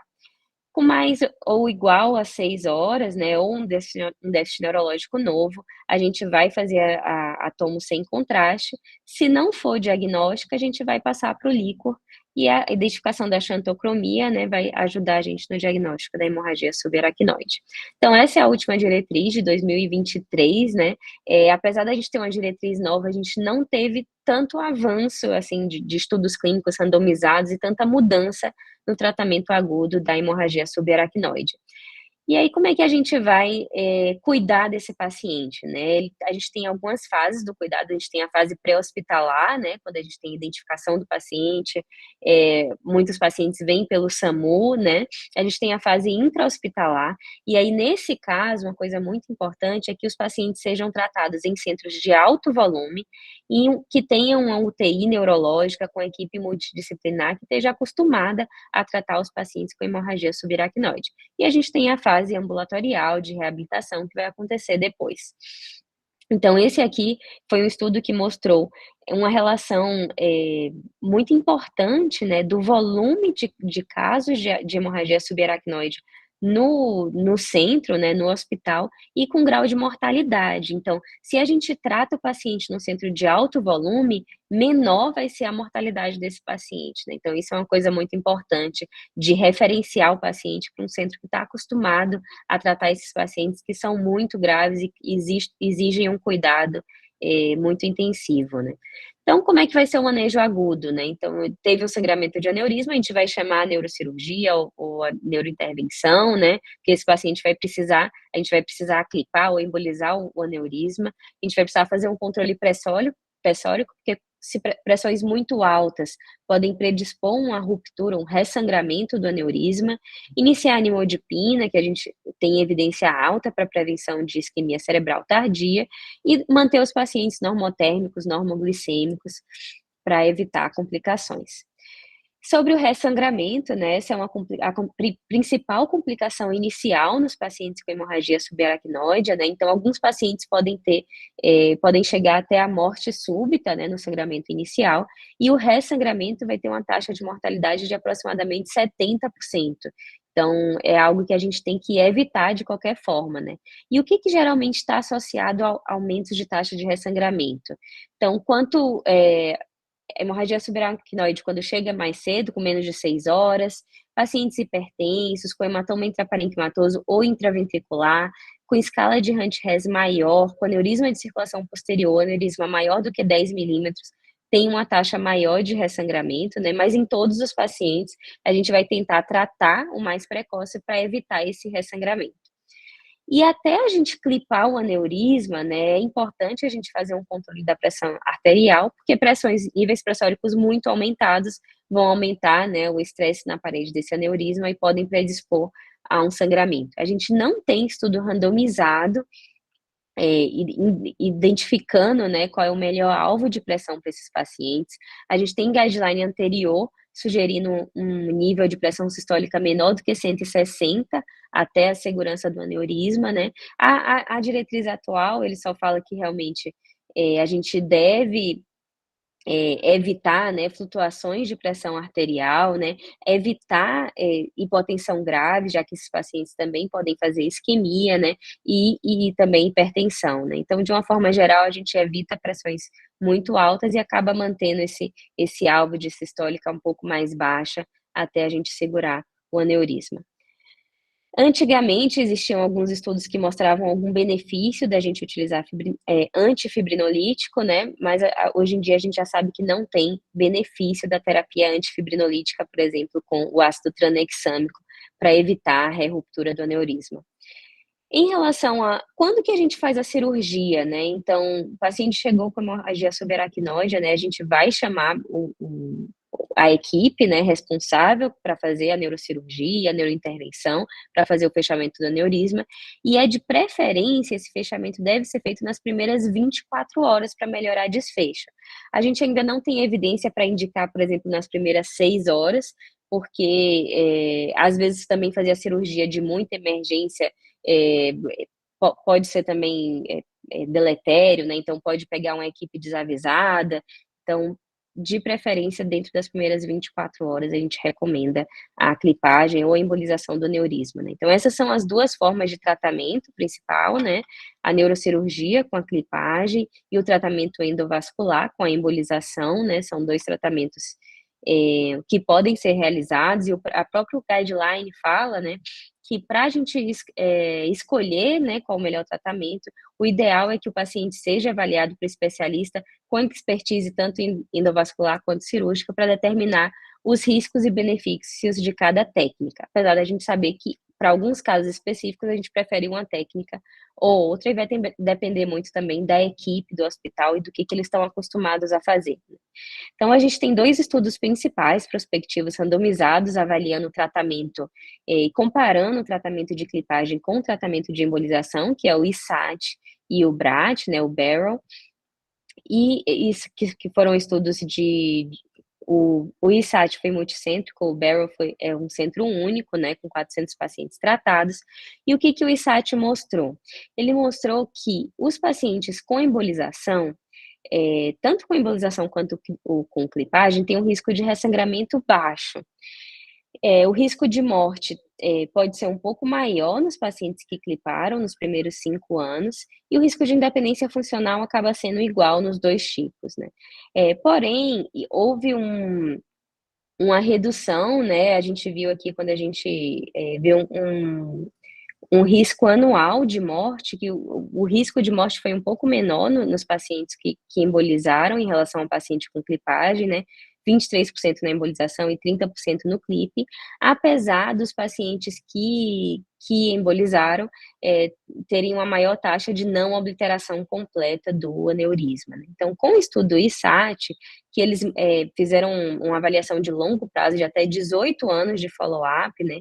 Ele mostra que realmente a durabilidade tanto do coil quanto tanto da embolização quanto da clipagem do aneurisma foi boa, né, se manteve em aproximadamente 10 anos, né, a gente teve um benefício, o tratamento endovascular teve um pouco menos de mortalidade do tratamento cirúrgico, então, de uma forma geral, existe uma indicação de embolização como preferência à cirurgia, quando a gente tem os 2 métodos e profissionais capacitados com os dois métodos, né? E é isso mais ou menos que é a evidência que o guideline traz. Aqui foi o estudo do Barrel, que mostrou que os pacientes com coil e clipagem tiveram um desfecho semelhante, porém, nos pacientes com aneurisma de circulação posterior, os pacientes que foram clipados tiveram um desfecho pior, então a gente recomenda embolização também nos pacientes com aneurisma de circulação posterior. E essa é uma tabela do contínuo que mostra pra gente, geralmente, quando a gente prefere uma coisa ou outra, que eu acho super interessante. Então, por exemplo, nos pacientes que têm um aneurisma, que tem um colo muito com a relação muito grande em relação ao corpo, né? Geralmente é melhor a clipagem do que a embolização, né? Porque pode ser mais difícil de embolizar. Quando a gente tem ramos arteriais normais saindo do domo, do corpo do aneurisma, é melhor a clipagem, né? O aneurisma de cerebral média, geralmente é mais fácil realizar a clipagem. No topo de basilar, geralmente a gente faz a embolização por conta do risco maior nos pacientes que clipam. Se, por exemplo, o paciente tem um hematoma intraparenquimatoso muito próximo à região do aneurisma, que vai precisar drenar, então a gente já recomenda a cirurgia, que já faz a drenagem do hematoma e a clipagem do aneurisma. Pacientes com alto risco cirúrgico, geralmente a gente faz a embolização. Nos pacientes com vasoespasmo, a gente pode dar uma preferência para o endovascular, porque pode fazer um tratamento do vasoespasmo juntamente com a angiografia, né, por exemplo, um tratamento intraarterial. Então, são alguns das variáveis que fazem a gente pensar em um tratamento ou no outro. E quais são as complicações da HSA, né? Acho que a complicação principal é o vasoespasmo e a isquemia cerebral tardia, e por isso a gente tem que acompanhar esses pacientes muito de perto para evitar esse desfecho, né, que pode ser muito grave, mas também são pacientes que cursam com convulsões, com ressangramento, complicações cardiovasculares e complicações pulmonares por conta da gravidade do quadro, né? Então, a gente tem, no paciente com HSA, 2 mecanismos de lesão principal. A gente tem a injúria cerebral precoce, né, que é decorrente do aumento súbito da pressão intracraniana, da redução da oxigenação cerebral e do fluxo sanguíneo cerebral súbito, né, causando tanto manifestações intracranianas, isquemia global aguda e manifestações sistêmicas com ativação do sistema nervoso simpático, edema pulmonar neurogênico, alteração miocárdica, síndrome de Takotsubo. E a gente tem as alterações tardias, né, que é uma melhor esquematizado aqui, a isquemia cerebral tardia. Então, esses pacientes, além do vasoespasmo angiográfico, vão ter depressão alastrante, Esses pacientes podem cursar com vasoconstrição, formação de microtrombo, gerando a isquemia, né, que pode ser também uma causa de uma complicação importante nesses pacientes. Então, uma coisa importante é a gente diferenciar, né, o que é o vasoespasmo e o que é o vasoespasmo sintomático ou déficit neurológico isquêmico tardio. Então, o vasoespasmo é muito comum, pode acontecer em até 70% dos casos de HSA. Ele acontece porque o sangue no espaço subaracnoide, né, nos vasos, ele tem um caráter irritativo e vai causar o espasmo desse vaso, né. O pico geralmente é do 7º ao 10º dia, e em alguns casos ele pode acabar gerando o sintoma, né, em até 30% dos casos, o vasoespasmo sintomático, ou a isquemia cerebral tardia, quando o paciente tem um déficit neurológico secundário ao vasoespasmo. Em até 20% dos casos, o paciente pode evoluir com isquemia e com morte, apesar da gente tratar adequadamente esse paciente com vasoespasmo. E o grau de importância, né, é que mesmo nos pacientes que sobrevivem ao sangramento ou que não tiveram ressangramento, até 50% desses pacientes podem morrer por conta de isquemia cerebral tardia, né? Então, uma causa importante de mortalidade nesses pacientes. Então, como é que é a definição, né? A isquemia cerebral tardia é a ocorrência do sinal neurológico focal, como a hemiparesia, afasia, apraxia, ou uma redução de pelo menos 2 pontos na escala de coma de Glasgow, que deve durar mais ou menos 1 hora, e não pode ocorrer por outras causas, por exemplo, imediatamente depois da neurocirurgia, da oclusão do aneurisma, e a gente, por meio de avaliação clínica, a gente vai descartar, por exemplo, que o paciente não teve um ressangramento, ou que ele teve uma crise que justifique esse sintoma, né?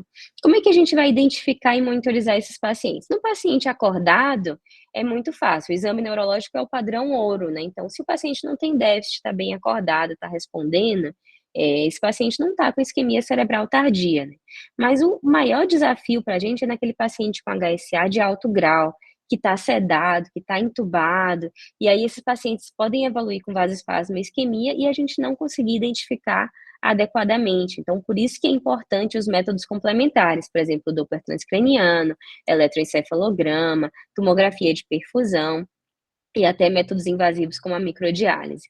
Então, esses são os exames complementares que a gente utiliza no acompanhamento da isquemia cerebral tardia. De uma forma geral, e no nosso serviço, a gente utiliza o método principal, o Doppler transcraniano, que a gente acaba acompanhando diariamente esses pacientes, mas também pode ser realizada tomo de perfusão, angiotomo, eletroencefalograma e a PTiO2 e microdiálise. Então, aqui, a orientação do guideline, né, então a gente tem evidência 2A, tanto para o Doppler transcraniano, para o eletroencefalo contínuo e para angiotomo e tomo perfusão. Como é que a gente vê o vasoespasmo no Doppler, né? Então, quando a gente tem um espasmo do vaso, a gente vai ter um aumento de velocidades, né? E aí, de acordo com o aumento de velocidade, a gente vai caracterizar o vasoespasmo em leve, moderado ou grave e vai diferenciar o vasoespasmo de hiperemia através do índice de Lindegard, que é a divisão da velocidade da artéria cerebral média com a velocidade da artéria carótida interna, né? Quando a gente tem um aumento muito importante lá na cerebral média e não tem um aumento na carótida interna, a gente diz que tem um índice de Lindegard alterado, né, que é quando esse valor é acima de 3. E por que o Doppler é bom, né, para a gente acompanhar esses pacientes? Ele vai ser uma extensão do exame neurológico, né, então a gente vai conseguir acompanhar a progressão do vasoespasmo, né, nos pacientes que têm um risco maior de isquemia cerebral tardia, e ele é portátil, não tem efeito colateral, e a gente pode repetir diversas vezes, inclusive durante e após o tratamento. Outro método de neuroimagem é a angiotomografia e a tomografia de perfusão. Então, na própria angiotomografia, a gente pode ver o espasmo arterial, como a gente está vendo aqui na seta vermelha, e na tomografia de perfusão, a gente pode ver no paciente com isquemia cerebral tardia que esse vasoespasmo está dando alteração de perfusão cerebral. Então, a gente tem um cutoff para HSA, que é quando tem, por exemplo, o mean transit time, o MTT maior do que 6,4 segundos, ou o CBF, o Cerebral Blood Flow, menor do que 25. Como é que a gente vai prevenir essa isquemia cerebral tardia? Então, há muitos anos, a gente só tem uma droga aprovada, que é o nimodipino, que a gente usa 60 miligramas de 4 em 4 horas por 21 dias. E o que o estudo clínico mostrou? Que os pacientes que utilizam o nimodipino têm um melhor desfecho funcional e têm uma menor taxa de isquemia cerebral tardia, apesar de não reduzir a frequência do vasoespasmo angiográfico.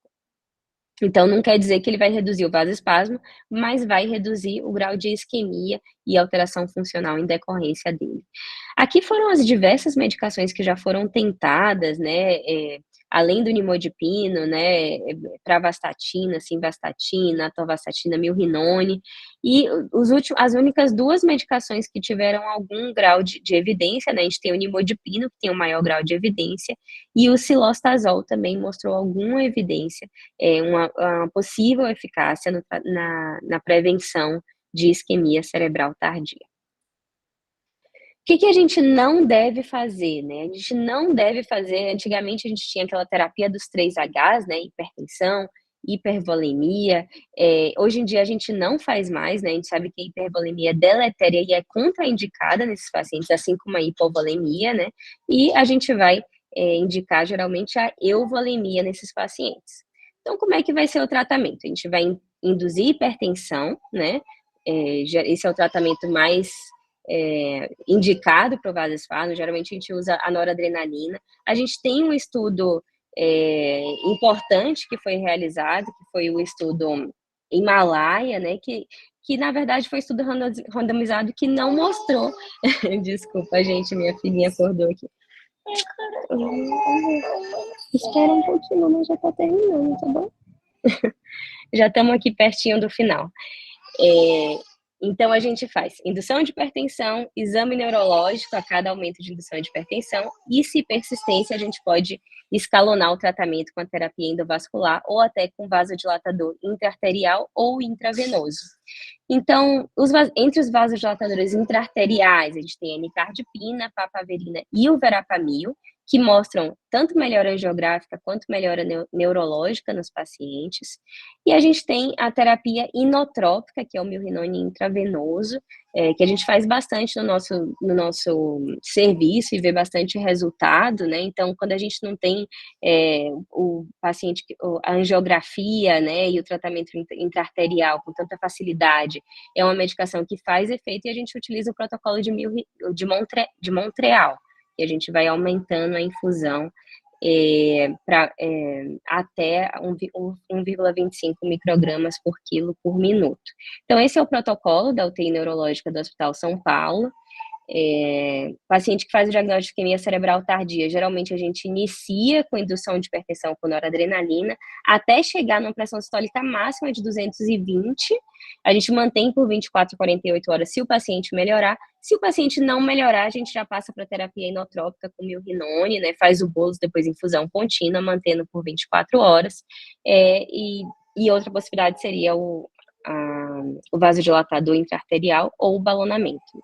Então, como conclusão, né, a gente utiliza algumas escalas clínicas, né, a WFNS, Hunt-Hess, a escala de Fischer para avaliar esses pacientes. A gente deve fazer o tratamento do aneurisma o mais rápido possível para evitar o ressangramento, e o vasoespasmo assintomático a gente não deve tratar, e deve tratar o vasoespasmo sintomático com indução de hipertensão, e se não houver melhora com vasodilatador ou milrinone intravenoso. É isso, gente. Obrigada. E fica aí à disposição, desculpem as interrupções. Excelente, Eva, muito bom. Tocando o gongo aí. Participação especial, né? Tem uma pergunta aqui, se há espaço para cilostazol, teve pergunta sobre o tratamento, aí você exatamente mostrou os slides principais aí do tratamento, da base do tratamento, né? E aí o Chico aqui de Ribeirão está perguntando, na falta de nimodipina, alguém com experiência em cilostazol? É uma pergunta bem interessante, né? Porque a gente tem tido falta de nimodipino, viu, Chico? Eu ainda não tive a oportunidade de usar, porque a gente ainda está conseguindo fazer nimodipino, né? Eu acho que é isso. Responde aí, Eva, o que é que você acha? Então, a evidência maior que a gente tem é do nimodipino, né? Graças a Deus a gente ainda tem, a gente não teve problema de falta, né? Existe a evidência para o cilostazol, ainda não é uma evidência muito forte, mas acho que na falta é uma possibilidade, né? Então a gente faz o que a gente pode para os nossos pacientes e de acordo com a nossa realidade. Na falta, porque não fazer, A gente já né, doutora usou Mara? cilostazol, né, Vita, para alguns pacientes com vasoespasmo refratário, então, aqueles pacientes que não responderam a nada, né, então, Raul já introduziu para alguns pacientes dentro da UTI, né, evidência não muito forte, mas uma coisa, Chico, é que nimodipina, assim, até eventualmente dá para formular, viu? Então, assim, se do ponto de vista comercial não está encontrando, é uma droga simples para formular em farmácia de manipulação. Então, assim, uma sugestão, como vocês estão dentro de uma área universitária, entre em contato com o pessoal da farmácia, né, da faculdade de farmácia, porque, só para vocês terem uma ideia, a gente conseguiu, no projeto da polipílula, que a Sheila comanda lá, do Promote, quem fez a polipílula foi o pessoal da farmácia do Rio Grande do Sul. Então, assim, uma maneira é tentar ver se via farmácia não haveria possibilidade de formulação local, né? Assim, não é um volume enorme, não é que ninguém trata, né, 30 HCAs por mês, então, assim, para suprir a demanda de 2 a 3 HCAs mensais, né, que é a média que a maior parte dos serviços tem, serviço um pouquinho maior, aqui na escola a gente vê umas 70 anuais, mais ou menos, se tiver produção local, é uma droga fácil de fazer. Acho que vale a pena o contato aí. E a outra pergunta do Chico é a pergunta de $1 milhão. No caso do paciente entubado e sedado, como seguir com o protocolo de tratamento estou entendendo que seja DCI, eu acho que é isso. E esses são os pacientes mais difíceis, né? Eu acho que o Doppler transcraniano ajuda, né? Então, se a gente vê que o vasoespasmo está piorando, teve aumento de 50%, está com vasoespasmo grave, né? Eu acho que são, e são pacientes que têm um risco maior de isquemia cerebral tardia, né? Uma coisa que pode ajudar é a tomografia de perfusão, que a gente acaba pedindo, né? Ver se tem algum sinal de hipoperfusão, que indicaria também um vasoespasmo sintomático, né, isquemia cerebral tardia, e aí, nesses casos, eu acho melhor realmente tratar do que deixar piorar, né, a gente sabe que pode ter um desfecho muito ruim não tratar um quadro grave, né. Não tem cutoff para tomoperfusão, né, Saulo? Então, a gente está, numa zona cinzenta aí. Muito bom, eu acho que é isso, pessoal. Eva, eu queria agradecer a sua presença e com direito aos pequenos aí ao lado, meu Deus. E as pequenas, viu? As pequenas, porque a neurovascular da Unifesp continua sendo muito feminina, Maricota. Até a participação especial é feminina. E ficamos aqui com 40 Highlanders acompanhando até o final. Muito bom. Até amanhã para todo mundo. Até, gente, lembrando que semana que vem vai ter curso de introdutório de Doppler também, de ultrassom transcraniano. Então, fiquem de olho.